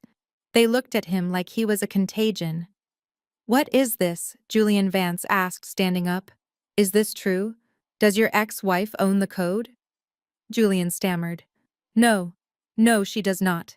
She is just a housewife. She baked cakes sterling. She does not know how to code. This is a bluff. The chief legal officer spoke up. He was pale. He was looking at the attachment to the email. It is not a bluff, Julian. She attached the copyright registration. It is dated 6 years ago. It is signed by you, and she attached the divorce decree, the one you signed yesterday. The lawyer projected the document onto the main screen. There it was in high definition. Julian's signature. The aggressive loop of the J, the arrogant slash of the B. And right above it, the clause he had been too busy laughing to read. The clause that transferred all rights of Maya Holdings to me. You signed it, Vance whispered. You signed away. The company is Brain. I did not know, Julian whispered. I thought it was just a savings account for the kid. Vance threw his iPad across the table. It slid across the polished wood and crashed into a pitcher of water. You thought, Vance roared. You just took a company public with a $2 billion valuation, and you do not own the product you are selling. That is fraud, Julian. That is securities fraud. We are all going to prison because you were too arrogant to read a contract. Julian backed away toward the window. He looked down at the city below, the city he thought he owned. Now it looked like a prison. Fix it, he begged the lawyer. Call her. Offer her money. Offer her anything. We cannot fix this, the lawyer said, closing his laptop. She CC'd the SEC. The investigation has probably already started. The stock is dead. The company is dead. Julian felt his knees give way. He collapsed into one of the expensive leather chairs. He struggled to breathe. His chest felt tight. He had spent 10 years building a reputation as a genius. In 5 minutes, I had revealed him to be nothing more than a tenant in a house I built. The silence in the room was heavy, suffocating. Then suddenly a phone rang. It was not a board member. It was not the SEC. It was Julian's personal cell phone lying on the table in front of him. The ringtone was loud and cheerful, a stark contrast to the funeral atmosphere in the room.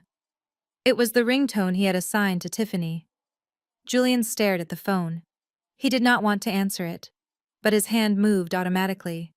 He needed a lifeline. He needed someone to tell him it was going to be okay. He put the phone to his ear. Tiffany. He croaked, his voice barely a whisper. He expected comfort. He expected her to say she was watching the news and she was worried about him. Instead, Tiffany's shrill voice pierced his ear loud enough for the lawyer standing next to him to hear. Babe, you need to call the bank right now, she shrieked. This is so embarrassing. I am at the Elysium Spa trying to pay for my seaweed wrap and facial, and your black card just got declined. The receptionist is looking at me like I am a pauper. Fix this immediately, Julian. People are staring at me. Julian closed his eyes. He let out a laugh. A dry, broken sound that sounded more like a sob. She was at a spa. While his world was burning down while he was facing federal prison, she was worried about a facial. Your card is declined, Tiffany, Julian said quietly. Well, obviously, she snapped. That is why I am calling. Transfer more money. There is no money, Julian said. What do you mean there is no money? She asked, her voice dropping. It is gone, Julian said. It is all gone. Regina took it. Regina! She screeched. What did that miserable woman do? She took the engine out of the car, Julian said, tears finally spilling down his cheeks. And we are driving off a cliff. He dropped the phone. He did not hang up. He just let it fall onto the plush carpet. He could still hear Tiffany screaming from the floor, demanding to speak to a manager, demanding he fix it, demanding her lifestyle be preserved. The chairman of the board stood up and pressed a button on the intercom. Security Vance said, his voice cold and devoid of emotion. Please come to the boardroom. Mr. Brooks is leaving the building. And revoke his access pass on the way out. Julian looked up. He was being evicted from his own company, just like he had evicted me from my own home. I sat in my kitchen and watched the news alert flash across the bottom of the screen. Breaking news. CEO of Apex Solutions removed by board amid allegations of massive fraud. SEC suspends trading indefinitely. I closed my laptop. The legal strike had landed. The target was destroyed. I stood up and walked over to the trash can.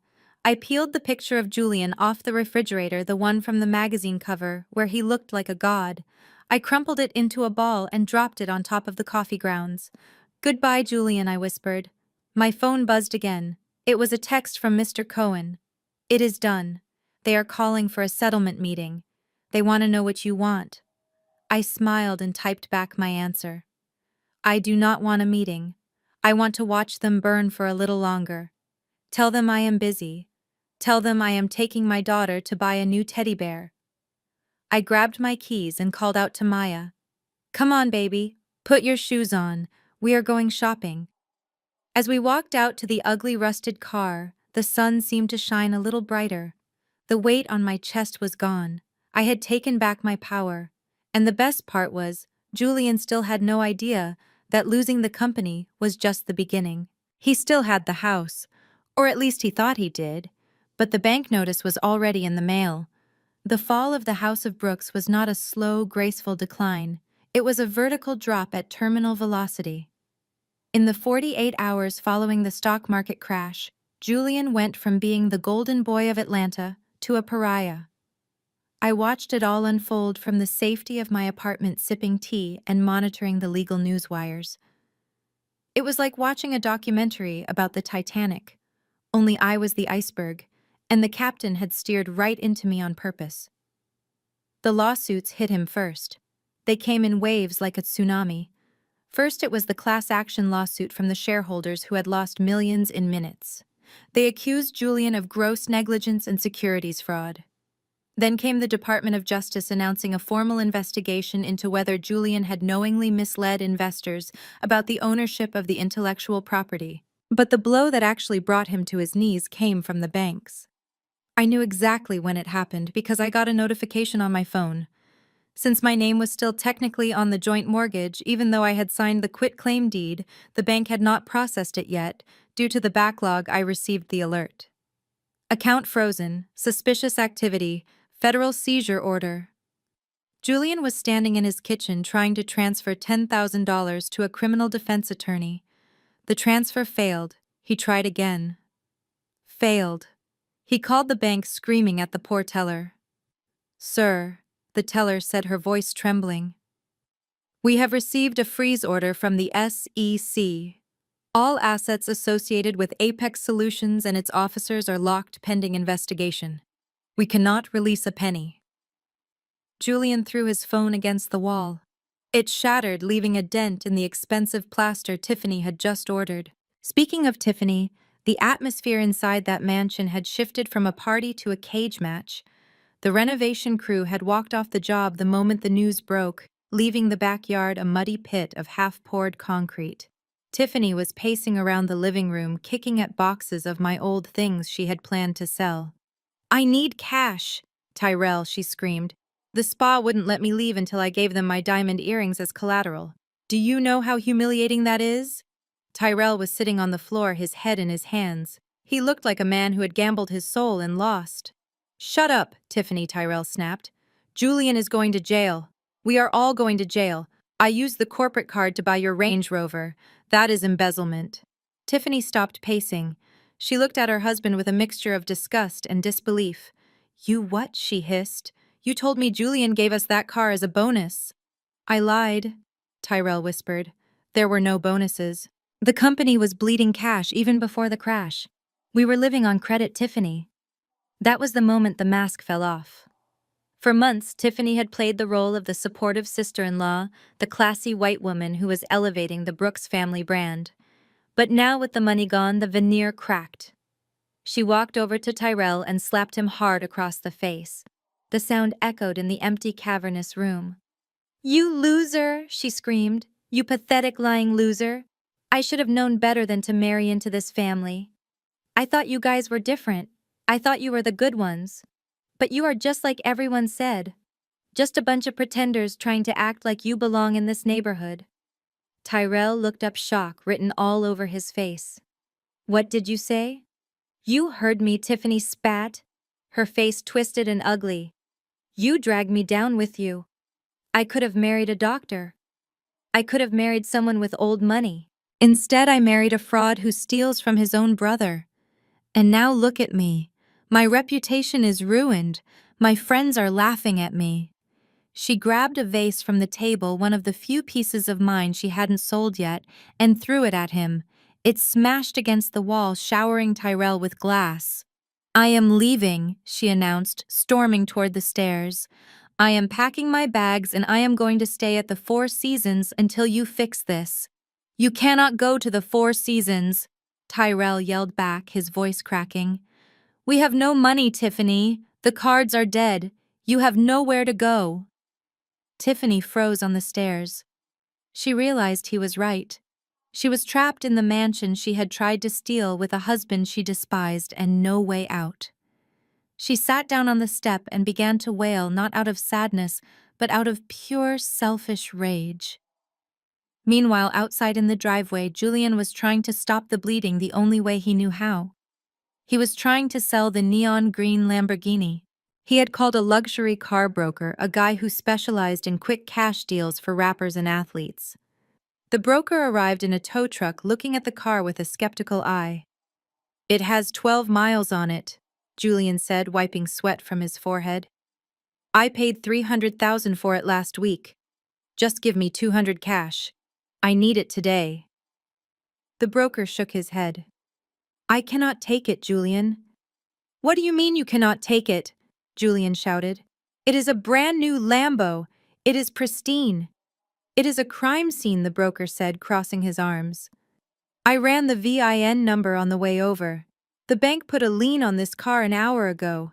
And since you paid for it with funds that are now subject to federal seizure, if I buy this car, I become an accessory to money laundering. He spit on the driveway. Right next to Julian is expensive Italian loafers. Besides, word on the street is, you are radioactive right now. Nobody wants to touch anything with the name Brooks on it. The broker climbed back into his truck and drove away, leaving Julian standing alone next to the green symbol of his hubris.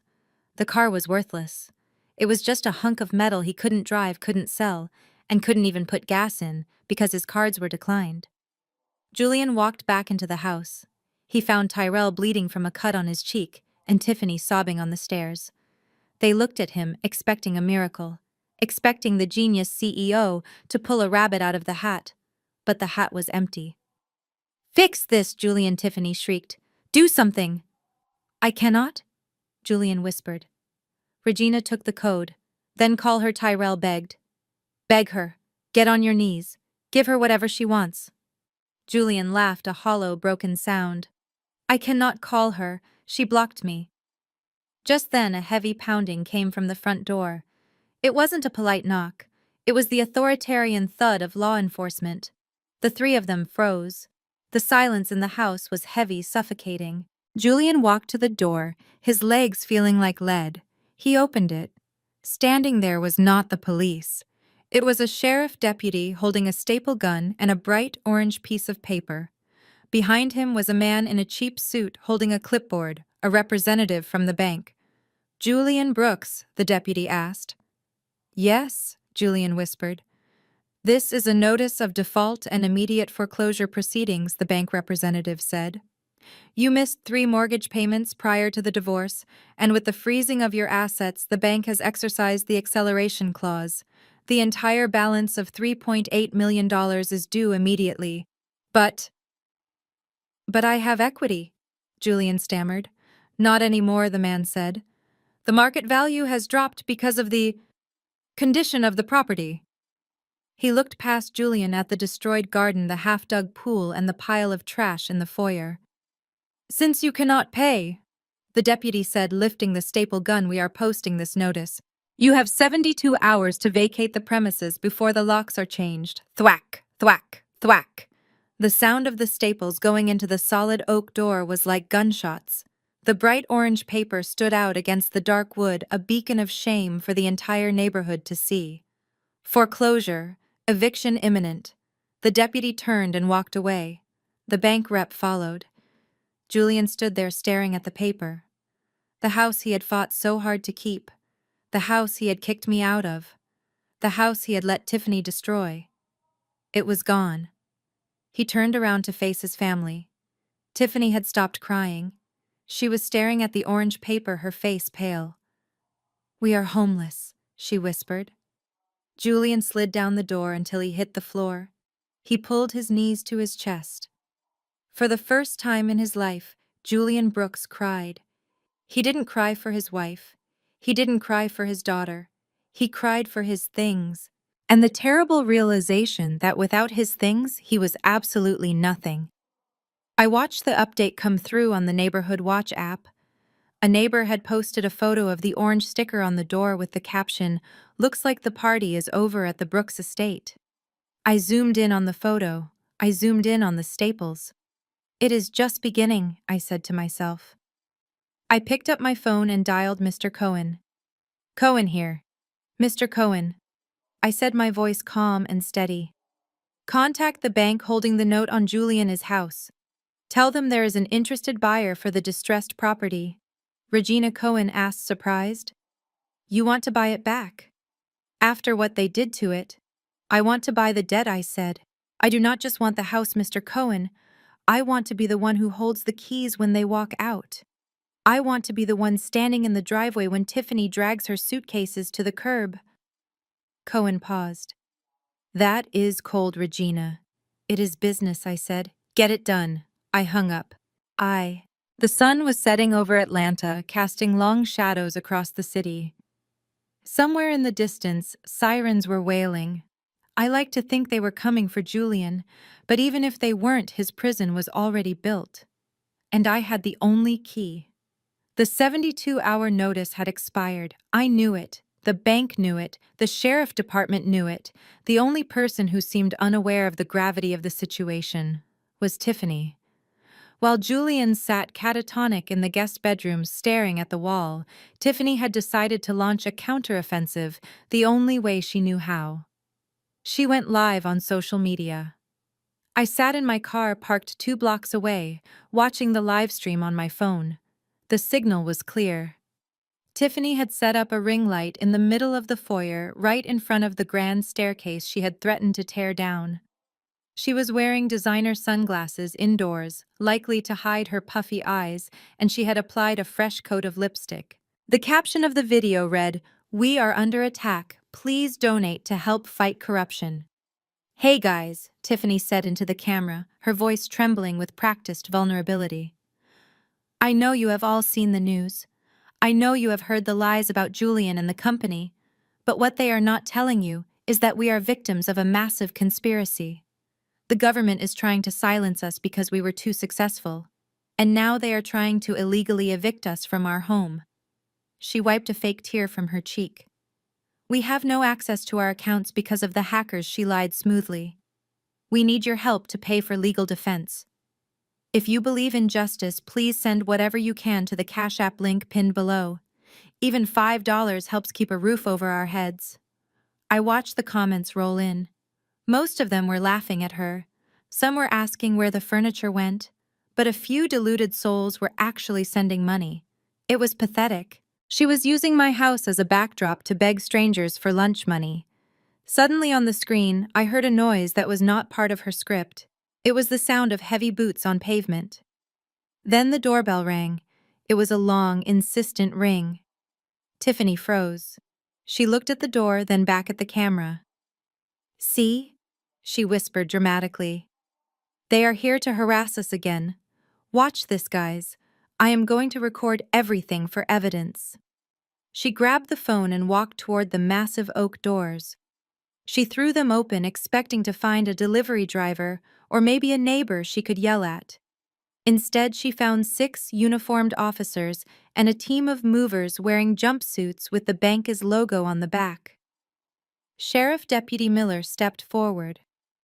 I recognized him. He was the one who had served the notice 3 days ago. "Mrs. Brooks," he said, his voice flat. "The 72-hour grace period has expired. This property is now under the possession of the lender. You need to vacate the premises immediately." Tiffany laughed a high-pitched, nervous sound. She held the phone up to his face. "You are live, officer," she sneered. "Say hi to 20,000 people. You cannot kick us out. This is a civil matter. My husband is on the phone with his lawyers right now. We have rights. Squatters' rights. This is a foreclosure eviction, not a tenancy dispute," the deputy said, stepping into the foyer. "You are trespassing. You have 10 minutes to gather essential personal items and leave. Anything left behind will be removed by the preservation team." He signaled to the movers. They marched past Tiffany like she was invisible. One of them picked up the ring light stand and moved it aside. "Hey, do not touch my equipment!" Tiffany shrieked, grabbing the mover's arm. "That is my property. This is my house. I designed this interior. Do you see this paint color? I picked this." The mover shook her off and continued walking toward the living room. Tiffany turned back to the deputy. "Get them out of here. Arrest them. They are breaking and entering. You are the one we will be arresting if you do not calm down," the deputy warned. I watched on my screen as the camera shook. Tiffany was losing it. The reality was finally crashing down on her perfectly curated world. She turned the camera around to show the movers picking up the beige sectional sofa she had bought to replace my antique velvet ones. "Tyrell," she screamed. "Tyrell, get down here. They are taking the sofa."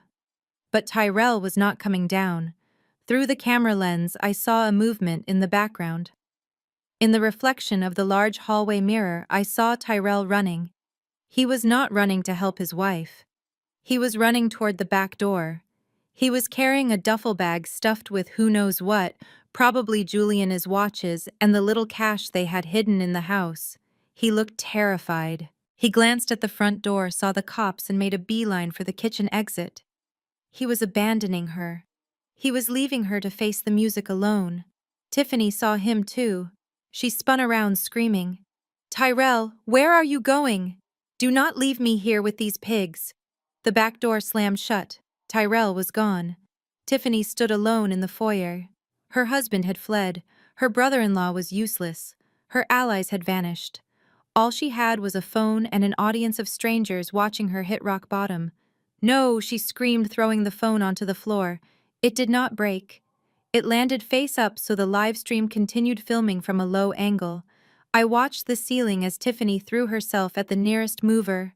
"Put it down," she yelled, clawing at the man who was carrying a lamp. "That costs $3,000. That is assault," the deputy shouted. He moved in fast. Tiffany swung her arm wildly, hitting the deputy in the chest. It was a weak hit, but it was enough. "That is it," the deputy said. I saw a flurry of movement. Tiffany was spun around. Her arms were pulled behind her back. The click of handcuffs echoed through the empty house. "Get off me," she wailed. "Do you know who I am?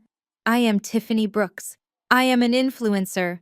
This is police brutality. I cannot breathe." "You are breathing fine, Ma," the deputy said, hoisting her up. You are under arrest for trespassing, resisting eviction, and assaulting an officer. You have the right to remain silent, and I suggest you use it." They dragged her out the front door. She was kicking and screaming, her heels scraping against the marble floor she loved so much. As they passed the phone lying on the floor, one of the deputies looked down, saw it was recording, and kicked it toward the door. The screen went black. I lowered my phone. The show was over inside, but the finale was happening outside. I started my car and drove slowly down the block, pulling up across the street from the house. It had started to rain. A heavy gray drizzle that soaked everything instantly. The movers were ruthless. They were not packing boxes. They were clearing a property. They brought out the furniture Tiffany had bought on credit, the white linen sofas, the untreated oak tables, the beige rugs. They dumped them on the curb. It was a mountain of expensive blandness. The rain began to fall harder. I watched as the water soaked into the white fabric of the sofa, turning it a gross gray color. I watched the expensive rug turn into a sodden, heavy mess. The cardboard boxes of Tiffany's clothes, which she hadn't had time to pack properly, were tossed onto the wet grass. Designer dresses spilled out into the mud. Tiffany was sitting in the back of the squad car. The window was rolled down slightly. She was watching her things, her identity get ruined by the elements. Her hair was wet, plastered to her face. Her makeup was running. She looked like a raccoon. She saw my car. I rolled down my window. I was driving the ugly, rusted sedan I had bought, but in that moment, I felt like I was in a chariot. I locked eyes with her. She lunged at the window, screaming something I couldn't hear, but I saw her mouth the words, "I hate you." I just smiled and tapped the steering wheel. I watched as the movers brought out one final item. It was a painting. A large abstract canvas that was just a single white stripe on a beige background. Tiffany had paid $10,000 for it, claiming it spoke to her soul. The mover tossed it on top of the pile. It landed face up. The rain washed over it, dissolving the paint, turning the art into a running streak of nothingness. The deputy got into the driver's seat of the squad car. The lights flashed blue and red against the gray sky. They drove away, taking Tiffany to central booking, where she would have to trade her silk robe for an orange jumpsuit. I looked at the house. The front door was wide open. The movers were finishing up. The house was empty. It was purged. The bad energy was gone. The parasites had been removed. My phone buzzed. It was Mr. Cohen. "The bank accepted the offer," he said. "They just want the debt off their books. They are overnighting the keys to you. You own the note, Regina. You are the lender." I looked at the foreclosure sign still stapled to the door. It didn't matter anymore. "I own it," I whispered. I put the car in gear and drove away, leaving the pile of wet beige trash on the curb for the garbage truck. Julian was somewhere inside, hiding in the guest room, or maybe he had run out the back with Tyrell. It didn't matter. He was a squatter now. And I was the landlord coming to collect. The rain that had started during Tiffany's eviction had turned into a relentless gray downpour by the morning of the auction. The mansion stood like a weeping giant on the hill, its windows dark, its landscaping ruined, and its spirit broken. What was once the jewel of the neighborhood, the symbol of Julian's meteoric rise, was now just a distressed asset on a bank officer's clipboard. I parked my car at the bottom of the hill, just out of sight. I wanted to watch the proceedings before I made my move. A small group of investors had gathered near the front gate, holding umbrellas and looking skeptical. These were the vultures of the real estate world, men who bought tragedies for pennies on the dollar and flipped them for profit. But today, even the vultures looked hungry. I listened as the auctioneer, a man with a monotone voice and a cheap raincoat, read the terms of the sale. "Property is sold, as is where is." He droned into a portable microphone. "Buyer assumes all outstanding liens, including the federal tax liens against the previous owner and the pending litigation regarding the property boundaries. Opening bid is set at $1.5 million. Silence followed. The investors whispered among themselves, shaking their heads. They knew about the SEC investigation. They knew the house was radioactive, Buying this house meant inviting the government into your finances, and nobody wanted that headache. 1.5 million, the auctioneer repeated, looking desperate. Do I hear 1.2? Still silence. A man in a trench coat laughed and walked back to his car. Too much baggage, he shouted. Burn it down and sell the land, then call me. Julian was standing under the awning of the garage, shivering in a sweater that looked like he had slept in it for 3 days. He watched the investors leave one by one. His face was a mask of despair. He knew that if the house did not sell at auction, the bank would simply seize it, board up the windows, and leave it to rot until the market improved. He would be left with the remaining debt and a bankruptcy on his record that would last for 7 years. The auctioneer sighed and capped his pen. No bids received, he announced. The auction is closed. The property reverts to the bank as inventory. We will schedule a secure lockout for noon today. Julian slid down the wall of the garage and put his head in his hands. It was over. The last piece of his empire had officially crumbled. That was my cue. I pressed the ignition button of my new car. It was not the rusted sedan I had driven away a month ago. It was a brand new Mercedes Maybach, purely black, with an interior that smelled like victory. The engine purred a low, deep growl that vibrated in my chest. I drove slowly up the winding driveway, the tires crunching on the wet gravel. The auctioneer looked up, surprised to see a vehicle approaching after the sale had ended.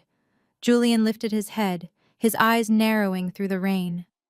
I pulled up right in front of the main entrance, blocking the path of the bank official's van. The driver's side door opened, and I stepped out. An assistant I had hired for the day immediately opened a large black umbrella over my head, shielding me from the rain. I was wearing a white tailored suit, sharp and pristine. It was a stark contrast to the mud, the gray sky, and the gloom that hung over the estate. I wore sunglasses even though it was cloudy, because I wanted them to see their own reflection in my eyes. I walked toward the auctioneer, my heels clicking rhythmically on the pavement. Is the bidding officially closed? I asked, my voice cutting through the sound of the rain. The auctioneer looked me up and down. He recognized the clothes. He recognized the car. He saw money. Technically, yes, ma'am, he said. But the bank is always willing to entertain a cash offer to clear the books. Are you an investor? I removed my sunglasses and looked at the house. I am an interested party, I said. Julian stood up. He walked slowly out into the rain, ignoring the water soaking his expensive sweater. He squinted at me, his eyes red and swollen. Regina, he whispered.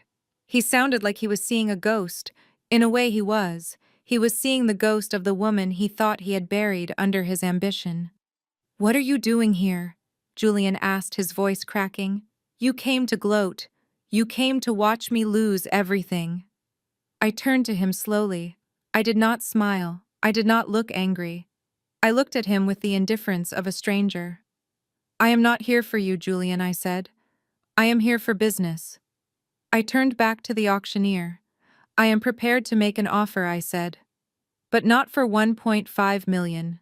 Given the damage to the landscaping, the missing fixtures, and the toxic legal status of the previous owner, I am offering $800,000. Cash. Today. The auctioneer's eyes widened. 800,000 was low, but it was guaranteed money. It would cover the administrative costs and get this headache off their hands. He pulled out his phone. I need to call the vice president, he said, stepping away. Julian stumbled closer to me. 800,000. He laughed hysterically. You do not have $800,000, Regina. You have a savings account with $5,000 in it. Remember, you are broke. You are living in a rental. He pointed a shaking finger at me. Go home, he spat. Stop playing pretend. You cannot save me, and you certainly cannot buy this house. I looked at him calmly. I am not trying to save you, Julian, I said. And as for the money, you are right. I did not have it a month ago. I reached into my purse and pulled out a folded document. I held it out to him, but I did not let him touch it. Do you know who owns the biggest competitor to Apex Solutions? I asked. Julian frowned, confused. Global Logistics, he muttered. They are dinosaurs. They have been trying to build a platform like mine for years. Like yours, I corrected. Like mine, I continued. Well, yesterday afternoon, I had a very lovely meeting with the CEO of Global Logistics. It turns out they were very desperate for a modern source code to upgrade their systems. They were willing to pay a premium for a turnkey solution, especially one that was already market tested. Julian's face went pale. The water dripping from his nose looked like tears. What did you do? He whispered. I licensed the code, I said. The code I own. The code you signed over to me. I gave them an exclusive 10-year license to use the Maya Holdings architecture. They paid me a signing bonus of $2 million yesterday. Julian fell to his knees in the mud. He realized what had happened. The very thing he had discarded, the wife he had called useless, the intellectual property he had ignored, had just been sold to his greatest enemy. His genius was now powering the competition, and the money from that deal was standing right in front of him wearing a white suit. You sold my life as work to Global, he choked out. I sold my work, I corrected. You just provided the marketing. The auctioneer came back smiling broadly. He did not care about the drama. He only cared about the commission. The bank accepts your offer, Mom, he said, extending a hand. If you have the certified funds, we can close right now. I snapped my fingers. My assistant handed me a sleek leather portfolio. I pulled out a cashier's check that I had prepared earlier. I handed it to the auctioneer. The keys, I said, holding out my hand. The auctioneer fumbled in his pocket and dropped a heavy ring of keys into my palm. The metal felt cold and heavy. It felt like justice. Congratulations, Mrs. Brooks, the auctioneer said. The property is yours. It is Miss King now, I said, using my maiden name. I turned to Julian. He was still on his knees, staring at the mud. He looked small. He looked finished. You have 5 minutes to get off my property, I said. Julian looked up. Regina, please. I have nowhere to go. My accounts are frozen. Tiffany left me. Tyrell ran away. Just let me stay in the guest house, just for a few days, until I figure this out. I looked at the house. I looked at the balcony where he had announced our divorce. I looked at the spot where he had let Tiffany throw my daughter as teddy bear in the trash. I leaned down so I was eye level with him. Do you remember what you said to me that night? I asked softly. You said guests who make noise get evicted. Well, Julian, you made a lot of noise. I stood up and turned my back on him. Get off my land, I said. I walked toward the front door. The rain seemed to part for me. I walked past the pile of sodden furniture that the movers had left on the curb. I saw the beige sofa now stained brown with mud. I saw the abstract painting peeling in the wet. I saw a box of Tiffany's clothes soaking in a puddle. I did not step around them. I stepped right over them. I planted my heel directly onto a wet silk pillow that Tiffany had loved stepping it down into the mud. I reached the front door. The orange foreclosure sticker was still stapled to the wood. I ripped it off with one swift motion and crumpled it in my hand. I put the key in the lock. It turned with a satisfying click. I pushed the door open and stepped into the foyer. The house smelled stale. It smelled of neglect and bad decisions. The marble floors were scuffed. The walls were half-painted. It was a mess. But as I stood in the center of the grand entryway looking up at the chandelier that was dark and dusty, I did not see the ruin. I saw the potential. I took a deep breath, inhaling the air of ownership. This was not the house Julian built anymore. This was the house Regina bought. I walked to the middle of the room, and my heels echoed on the stone. I spun around slowly, my white suit glowing in the dim light. I am home, I whispered. Outside, I heard the sound of a car engine starting. It was the auctioneer leaving. Then I heard the slow, heavy footsteps of a man walking down the driveway, dragging his feet. Julian was leaving. He was walking down the hill in the rain, with nothing but the clothes on his back. I closed the heavy front door, shutting out the rain, shutting out the pity, and shutting out the past. I locked the deadbolt. I pulled out my phone and texted my contractor, the one Tiffany had fired. I got the keys. Bring the crew back tomorrow. We are painting the walls sage green. And find me the best rose bushes in the state. We have a garden to rebuild. I stood in the silence of my victory, and for the first time in 10 years the house felt quiet. It did not feel empty, it felt ready. I was the queen of the castle, and the king had been exiled to the streets. The game was over. I had won. The first night in the reclaimed house was peaceful. For the first time in years, the air did not smell of Julian as cologne or Tiffany as desperate perfume. It smelled of sage and rain and silence. I spent the morning supervising the locksmiths as they replaced every single tumbler in the heavy iron gates and the mahogany front doors. I reprogrammed the security code to a sequence of numbers that only I knew. I was not locking myself in. I was locking the past out. But the past has a way of lingering on the doorstep, especially when it has nowhere else to go. It was late afternoon when the security system chimed. A notification popped up on the iPad mounted in the kitchen. Motion detected. Front gate. I tapped the screen to view the camera feed. The image was high definition, crisp, and unforgiving. Standing outside the tall black bars of the gate was a man. At first glance, I did not recognize him. He was hunched over, shivering in the damp air. His hair, usually styled to perfection, was matted and wet. A dark stubble covered his jawline, hiding the arrogant chin that used to tilt up at the world. It was Julian. He was wearing the same clothes he had worn to the auction yesterday, but now they were wrinkled and stained. He looked like a ghost haunting his own graveyard. He was pressing the intercom button repeatedly, his movements jerky and desperate. I stared at the screen. A part of me, the old Regina, wanted to feel pity. The Regina who had loved him for 12 years wanted to rush out there with a towel and a hot cup of coffee. But then, I looked at the spot on the floor where Tiffany had stood mocking me. I remembered the courtroom where Julian had smiled while stripping me of everything. That pity died instantly. I poured myself a glass of water and walked slowly to the front door. I did not rush. I opened the door and walked down the long driveway. The gravel crunched beneath my boots. Julian saw me approaching. He gripped the bars of the gate, his knuckles white. "Regina," he called out, his voice hoarse. "Regina, please open the gate. It is cold." I stopped 5 feet away from him. The iron bars separated us, a physical manifestation of the legal and emotional wall I had built. "You are trespassing, Julian," I said, my voice calm. "I told you yesterday to leave." "I have nowhere to go," he rasped. His eyes were bloodshot, wild with panic. "The hotel kicked me out. My credit cards are dead.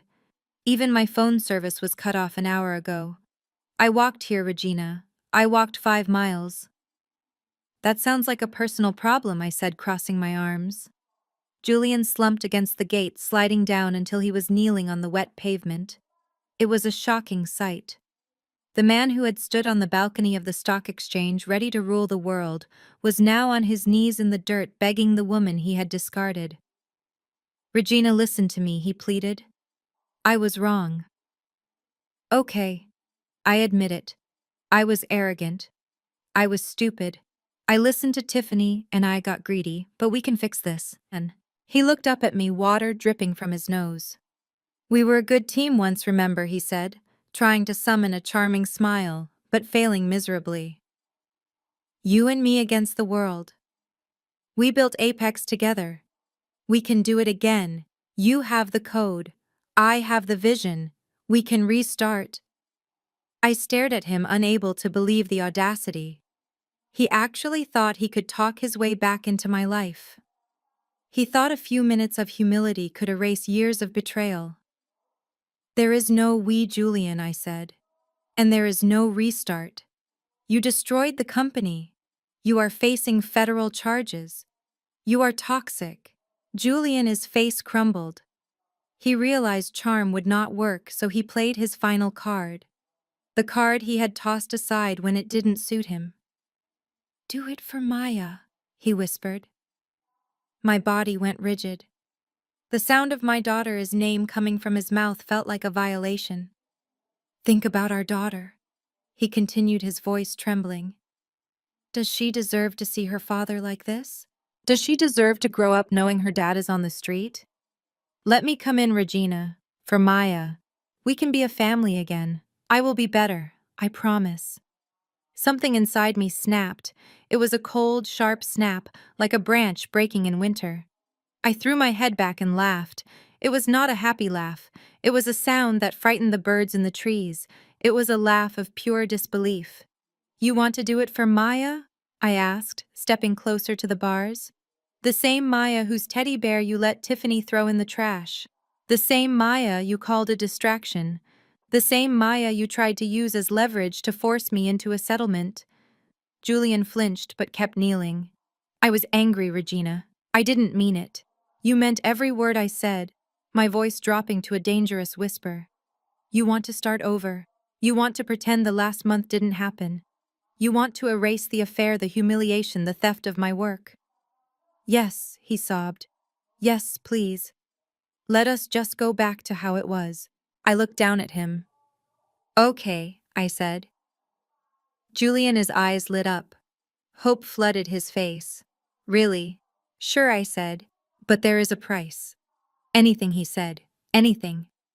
Give me back my 10 years, I said. Julian blinked, confused. What? Give me back the 10 years I spent building your ego? I said, my voice rising. Give me back the nights I stayed up coding while you slept.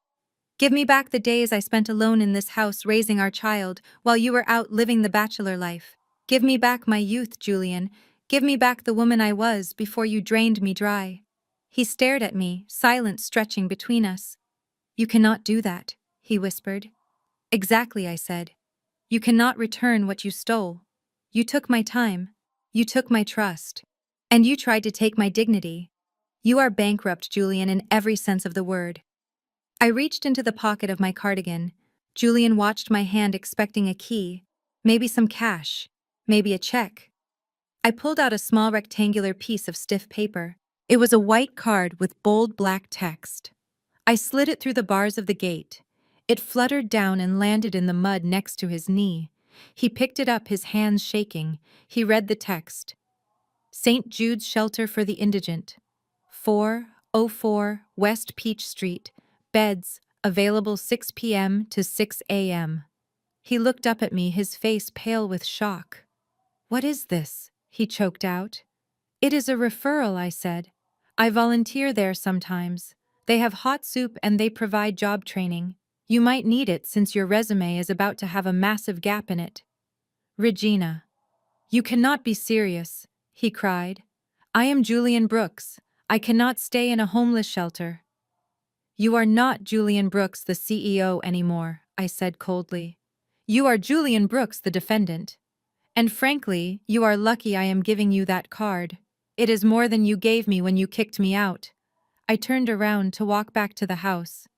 Regina, wait! He screamed, grabbing the bars and rattling them. You cannot leave me here. What do I tell Maya? I stopped. I did not turn around.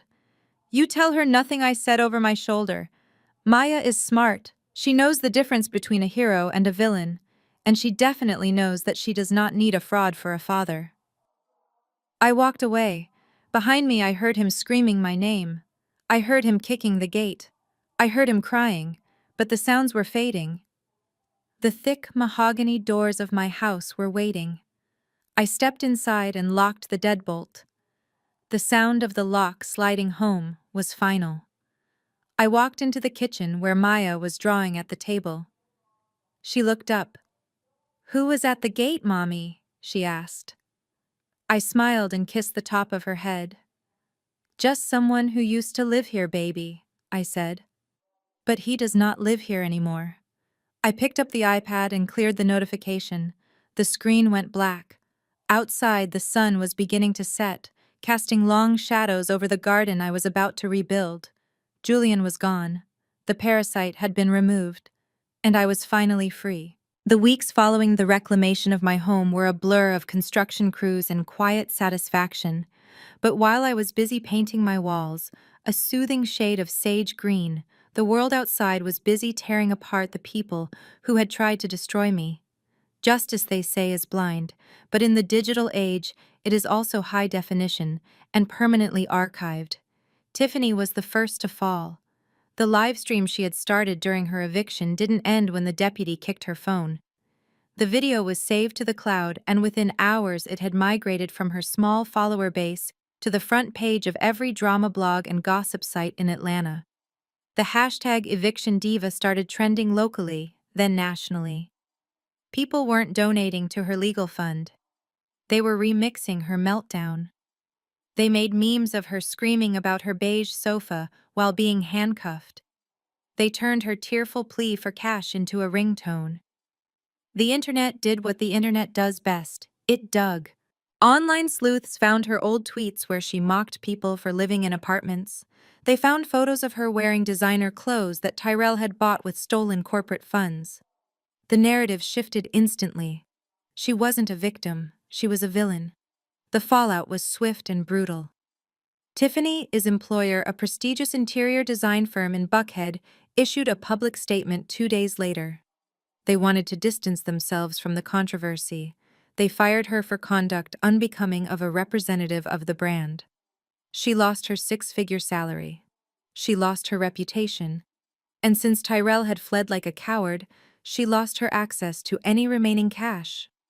With nowhere to go, and no friends willing to take in a social pariah, Tiffany had to do the one thing she swore she would never do. She moved back in with her parents. I heard the details from a mutual acquaintance. Tiffany wasn't living in her childhood bedroom, which had been turned into a gym years ago. She was living in the basement. It was a damp, unfinished space in a modest house in Decatur, miles away from the luxury she felt entitled to.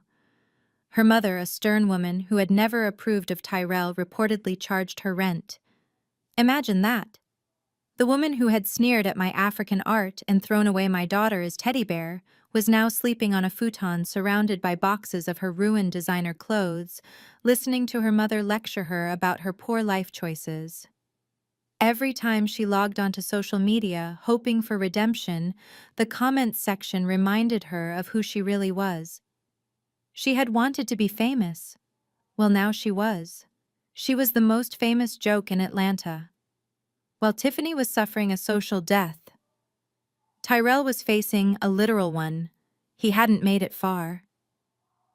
After running out the back door of the mansion, he had checked into a cheap motel near the airport, planning to catch a flight to Miami. But he made a mistake. He used one of Julian's secondary credit cards to pay for the room, thinking it might still work.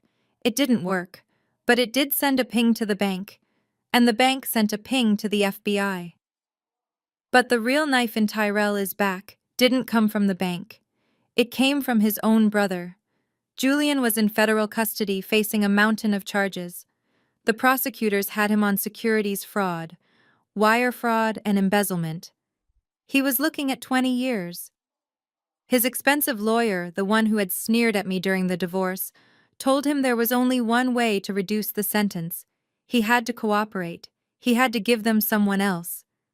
And Julian, the man who claimed family was everything, sang like a canary. He told the prosecutors everything about Tyrell. He handed over the credit card statements. He showed them the unauthorized transfers. He painted Tyrell as the mastermind behind the misuse of corporate funds to fund a lavish lifestyle. He threw his own brother to the wolves to save his own skin. Tyrell was arrested at the motel while eating a vending machine sandwich. The body cam footage was released later. He looked pathetic, crying and screaming that it was all Julian's idea. But it didn't matter. The forensic accounting was clear. He was charged with grand larceny and credit card fraud.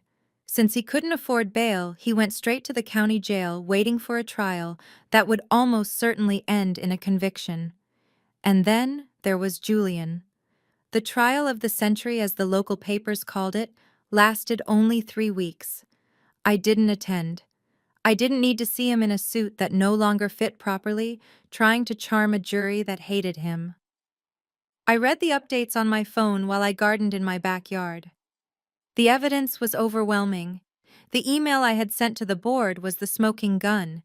It proved he knew about the IP transfer. It proved he had lied to investors. It proved he was a fraud. On the day of the sentencing, I was sitting in my living room with Maya. We were reading a book together. The sun was streaming through the windows, illuminating the new furniture I had bought, pieces that were colorful and comfortable and undeniably mine. My phone buzzed with a news alert. Breaking news. Former tech CEO Julian Brooks sentenced to 5 years in federal prison. 5 years. It seemed like a long time, but also not enough. He would serve time for the fraud, but there was no prison sentence for the emotional abuse. There was no jail time for the years he made me feel small. But as I looked at the headline, I realized I didn't care about the length of the sentence. I cared that he was gone. He was no longer a giant. He was just a number in the system. 6 months later, a former colleague of Julian is sent me a message. He had a cousin who worked as a guard at the Federal Correctional Institution where Julian was housed. He told me a story that brought a smile to my face. It was a Tuesday evening in the prison common room. The inmates were allowed 1 hour of television time. Usually they argued over sports or movies, but that night the news was on. Julian was sitting in the back corner alone. He had lost weight. His hair was graying. He wasn't the alpha male anymore. He was just inmate 8940. On the television screen, a familiar face appeared. It was me. I was being interviewed on CNBC, the same channel that had broadcast Julian is disastrous IPO. I was wearing a sharp emerald green blazer sitting next to the CEO of Global Logistics. The lower third graphic read, Regina King, tech innovator and philanthropist. The reporter was asking me about the new scholarship fund I had started for young girls in STEM. Ms. King, the reporter asked, you have revolutionized the logistics industry with your code. What is your advice for women who feel their contributions are being overlooked? On the screen, I smiled. It was a genuine, radiant smile. My advice is simple, I said to the camera. Own your work. Never let anyone put their name on your brilliance. And if they try, remind them that the architect always knows where the demolition switch is. In the prison common room, the guard reported that Julian stopped eating his dinner. He stared at the screen, his mouth slightly open. He watched the woman he had called a housewife, the woman he had told to get a job, the woman he had tried to leave with nothing. He watched her being celebrated by the world. The other inmates didn't know who I was. One of them pointed at the screen and said, that lady is smart, and she is fine too. Who is that? Julian didn't answer. He couldn't. The irony was choking him. He was sitting in a cage wearing a uniform he didn't pick, eating food he didn't choose, watching the life he could have had if he hadn't been a fool. He stood up and walked back to his cell before the segment was over. He couldn't bear to watch the ending, but I lived the ending, ow, and it was beautiful. I turned off the iPad and looked out at my garden. The roses were blooming again, red, pink, and yellow petals unfolding in the sun. They were stronger than the ones before. They had survived the destruction and grown back from the roots, just like me. The leeches were gone. The parasites had been exterminated. The house was clean. I took a deep breath of fresh, free air. It is done. The spring sun over Atlanta felt different this year. It did not feel like a spotlight demanding performance. It felt like a warm blanket wrapping around shoulders that no longer carried the weight of a dead marriage. I stood in the center of my backyard, wiping dirt from my hands onto my gardening apron. 6 months ago, this spot had been a muddy scar left by Tiffany's vanity project, a concrete pit where my roses used to be. But nature, like a strong woman, knows how to heal if you give it the right resources. I had hired a landscape architect, but I did the planting myself. I needed to get my hands dirty. I needed to feel the roots taking hold. Now the garden was a riot of color. I had planted grandiflora roses, deep crimson and vibrant coral that climbed the trellises I had installed. I planted rows of lavender that filled the air with a calming scent, drowning out the memory of Tiffany's cheap perfume. Look, Mommy, I found a ladybug. I turned to see Maya running toward me. She was wearing a bright yellow sundress, and her hair was in 2 puffy braids. She was laughing. That sound was the best music I had ever heard. For years in this house, she had been quiet, constantly shushed by Julian, told to be invisible, told not to touch the expensive furniture. Now she was running through the grass, chasing butterflies, getting grass stains on her knees, and I did not care one bit. "It is a lucky ladybug, baby," I said, kneeling down to look at the tiny red speck on her finger. "Make a wish." Maya closed her eyes tight, scrunching up her face. "I wish we can stay here forever," she whispered. I pulled her into a hug, breathing in the scent of her shampoo and the fresh earth. "We are staying," I promised her. "Nobody is ever kicking us out again." The peace of the afternoon was interrupted by the arrival of a sleek black sedan in the driveway. It was the team from Forbes magazine. They were here for the cover story. 6 months ago, I was the rejected wife, the woman left with nothing. Today, I was the CEO of Maya Holdings, the owner of the most sought-after logistics software in the world, and the founder of the Phoenix Initiative, a nonprofit helping women regain financial independence after divorce. I walked into the house to change. I walked past the spot in the foyer where I had watched Tiffany get arrested. I had replaced the cold marble with warm hardwood. I had hung my African art back on the walls, the masks and tapestries that Tiffany had called voodoo trash. They looked majestic against the sage green walls. I changed into a power suit. Not black, not navy, and definitely not beige. I wore a suit the color of crushed berries, vibrant and undeniable. The interview took place on the patio overlooking the new garden. The journalist was a young woman named Sarah, who looked at me with a mixture of professional curiosity and personal admiration. "Ms. King," Sarah asked, leaning forward, "your story has become a bit of a legend in the tech world. You went from being a silent partner to a mogul in 30 days. People call it a miracle. How do you explain it?" I took a sip of iced tea. I looked at the garden where Maya was now setting up a tea party for her new collection of teddy bears. "It was not a miracle, Sarah," I said, my voice steady. "It was a correction." "Can you elaborate?" Sarah asked. "For 10 years, I let a man convince me that my contribution was support," I said. "I let him put his name on my code. I let him stand on the stage while I stood in the kitchen. I thought that was love. I thought being a good wife meant making myself small so he could feel big." I paused, thinking about the day Julian threw the divorce papers on the cake. But when he tried to erase me completely, I realized something. I had not just built the software, I was the software. The value was not in the lines of code on the screen. The value was in the mind that created them. Sarah was taking notes furiously. "So what is the lesson?" Sarah asked. "What do you tell the women who are reading this, the women who feel like they are living in someone else? Is shadow." I looked directly into the camera lens of the photographer who was snapping pictures. "I tell them that the biggest success is not writing $1 million software," I said. "It is not the house. It is not the car.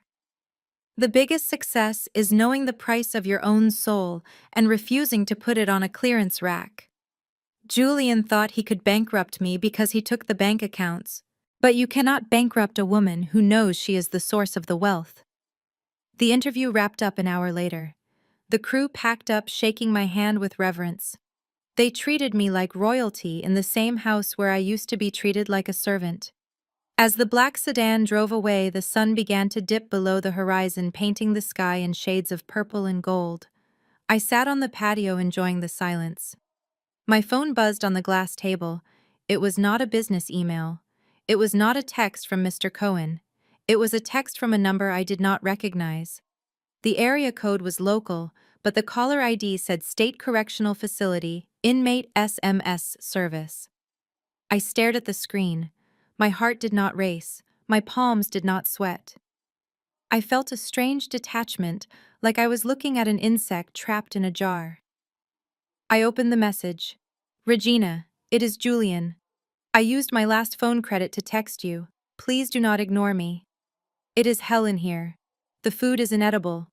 I have lost 20 pounds. I need money for the commissary. Just a few hundred. Please. I know you sold the code for millions. You owe me this much. We were married for 10 years. Have a heart." I read the words twice. "You owe me." Even in prison, wearing a uniform surrounded by bars, he still believed the world owed him something. He still believed I owed him something. He did not ask about Maya. He did not ask if she was happy. He did not ask if she liked her new school. He asked for money for snacks.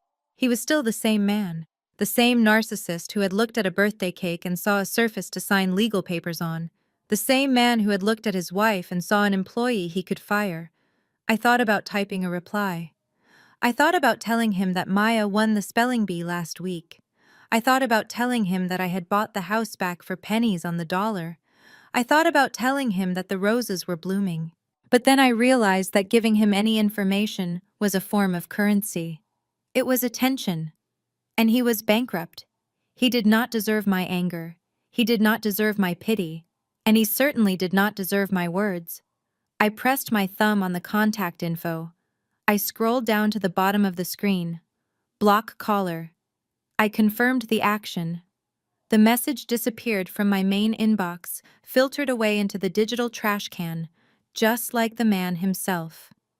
I put the phone down and stood up. The air was getting cool. "Mommy, look at the moon!" Maya shouted from the grass, pointing at the pale crescent rising above the trees. I walked down the steps and joined her. I took her hand.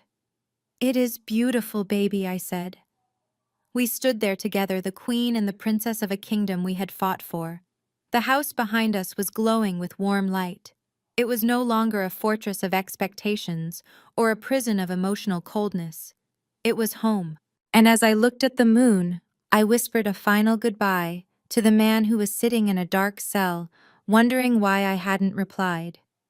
"You wanted to be a self-made man, Julian. Well, you made your bed. Now you can sleep in it." "Come on, Maya," I said, turning back to the warmth of the kitchen. "Let us go make some hot chocolate. I think we have some marshmallows left." We walked inside and I closed the sliding glass door. The lock clicked shut. Solid, secure, permanent. The nightmare was over. The dream had begun. And the best part was, I didn't owe anyone a single % of it. It has been exactly 365 days since I signed that divorce decree. 365 days since Julian looked at me with pity and told me to get used to my new station in life. I am sitting in my office now. It is not the kitchen table where I used to hide my laptop under a pile of laundry. It is the corner office on the top floor of the Global Logistics Tower, where I serve as the Chief Innovation Officer. The view from here is breathtaking. I can see the entire city of Atlanta stretched out below me. Somewhere down there in the maze of streets is the shelter where Julian sleeps. Somewhere down there is the basement where Tiffany lives. And somewhere down there is the ghost of the woman I used to be. I often think about that woman, the old Regina, the one who baked cakes from scratch to please a man who was already full, the one who dimmed her own light so she wouldn't shine too brightly in her husband's eyes. I used to feel sorry for her. I used to look back at my past self with embarrassment, wondering how I let myself become so small. But today, looking out at this horizon, I do not feel pity. I feel gratitude, because without her pain, I would never have found my power. People ask me all the time how I did it. They ask about the legal strategy. They ask about the code. They ask about the business deal. But they are missing the point. The code was just a tool. The real weapon was my self-worth. For 10 years, I bought into the lie that is sold to so many women. The lie that says we are the support staff of the family. The lie that says our job is to be the wind beneath a man's wings. We are told that behind every great man is a great woman, but that is a dangerous preposition.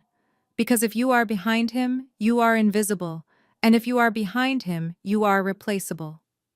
Julian made the mistake of believing that lie. He looked at our marriage and saw a hierarchy. He was the CEO, and I was the intern. He was the sun, and I was just a planet orbiting his brilliance. He thought that by taking the visible assets, the house, the cars, the bank accounts, he was taking everything. He thought he was leaving me with nothing but air. But he forgot the most basic rule of architecture. You cannot build a skyscraper on quicksand. He forgot that the shiny glass windows and the marble lobby are not what keep the building standing. It is the foundation. It is the concrete poured deep into the dark earth where no one sees it. I was the foundation. I was the late nights. I was the strategy. I was the emotional stability. I was the intellect that solved the problems he was too arrogant to even understand. When he served me those divorce papers, he thought he was evicting a tenant. He didn't realize he was pulling the foundation out from under his own castle. And when you remove the foundation, the castle doesn't just wobble, it collapses. This is the lesson I want my daughter to learn. I want Maya to know that she is never the background character in someone else's story. I want her to know that her value is not in what she can sacrifice for others, but in what she can create for herself. I looked over at the small framed photo on my desk. It is a picture of Julian and me from our wedding day. I kept it not out of love but as a reminder. In the photo, he is looking at the camera, smiling that winning smile. But I am looking at him. I was looking for validation. I was looking for safety. I put the photo face down. I do not look for safety anymore. I build it. My assistant knocked on the door. Ms. King, the car is ready. Maya is waiting downstairs. I grabbed my purse. It is a different purse now. It holds my own black card, my own keys, and the deed to my own home. I walked down to the lobby where Maya was waiting. She is 8 years old now. She is taller. She is louder. She laughs with her whole body. She doesn't ask about her father anymore. She has learned that family is an action, not a title, and she has learned that her mother is indestructible. We walked out to the car. The Mercedes Maybach gleamed in the late afternoon sun. I opened the door for her. "Where are we going, Mommy?" she asked, buckling her seatbelt. "We are going wherever we want, baby," I said. Climbing into the driver's seat. I started the engine. The powerful hum vibrated through the steering wheel. I pulled out of the garage and merged onto the highway. The sun was setting, painting the sky in violent shades of orange and purple. It reminded me of the painting Julian had bought the night we met. The painting he kept in the divorce. He probably sold it for cigarette money by now. But I didn't need the painting. I had the real sunset. I rolled down the windows. The wind whipped through my hair. I looked over at Maya. She was singing along to the radio, her hand dancing in the wind. I thought about Julian one last time. I thought about his arrogance. I thought about his greed. And I realized that in a strange, twisted way, he was the best business partner I ever had. He pushed me out of the comfort zone I was rotting in. He forced me to liquidate my assets and invest them in the only stock that never crashes, myself. He wanted to take it all. He wanted to strip me bare. But he made a fatal calculation. He measured my worth by what I was wearing, not by what I was thinking. Women are not the Haofeng, the rear guard. We are the bedrock. We are the source code. And if you try to delete us, you crash the system. I pressed my foot down on the accelerator. The car surged forward, eating up the miles, leaving the city and the shadows behind us. The rearview mirror showed only the road we had traveled. But through the windshield, the future was wide open, and it was entirely mine. I smiled, a true, genuine smile that reached my eyes. "We are just getting started," I whispered to the wind. This story serves as a brutal wake-up call about the importance of intellectual property and financial agency within a marriage. Victory wasn't just about revenge, it was about the realization that being the silent partner is a liability, not a virtue. The narrative teaches us that true power lies in ownership, not just of assets, but of your own contributions. It reminds us that we teach people how to treat us, and sometimes the most loving thing you can do for yourself is to let the people who undervalue you face the consequences of your absence. Never build a kingdom on land you do not own, and never let anyone convince you that you are just a supporting character in your own life. Hit the like button if you agree that a woman is the foundation, not the furniture. Subscribe to this channel if you are ready to reclaim your own power and write your own comeback story. And I want to hear from you in the comments below. Have you ever had to remind someone of your worth by walking away? Share your story, because your silence serves no one but your truth might set someone else free. Thank you for watching, and remember, the best revenge is not destroying them, it is building you. Thank you for watching.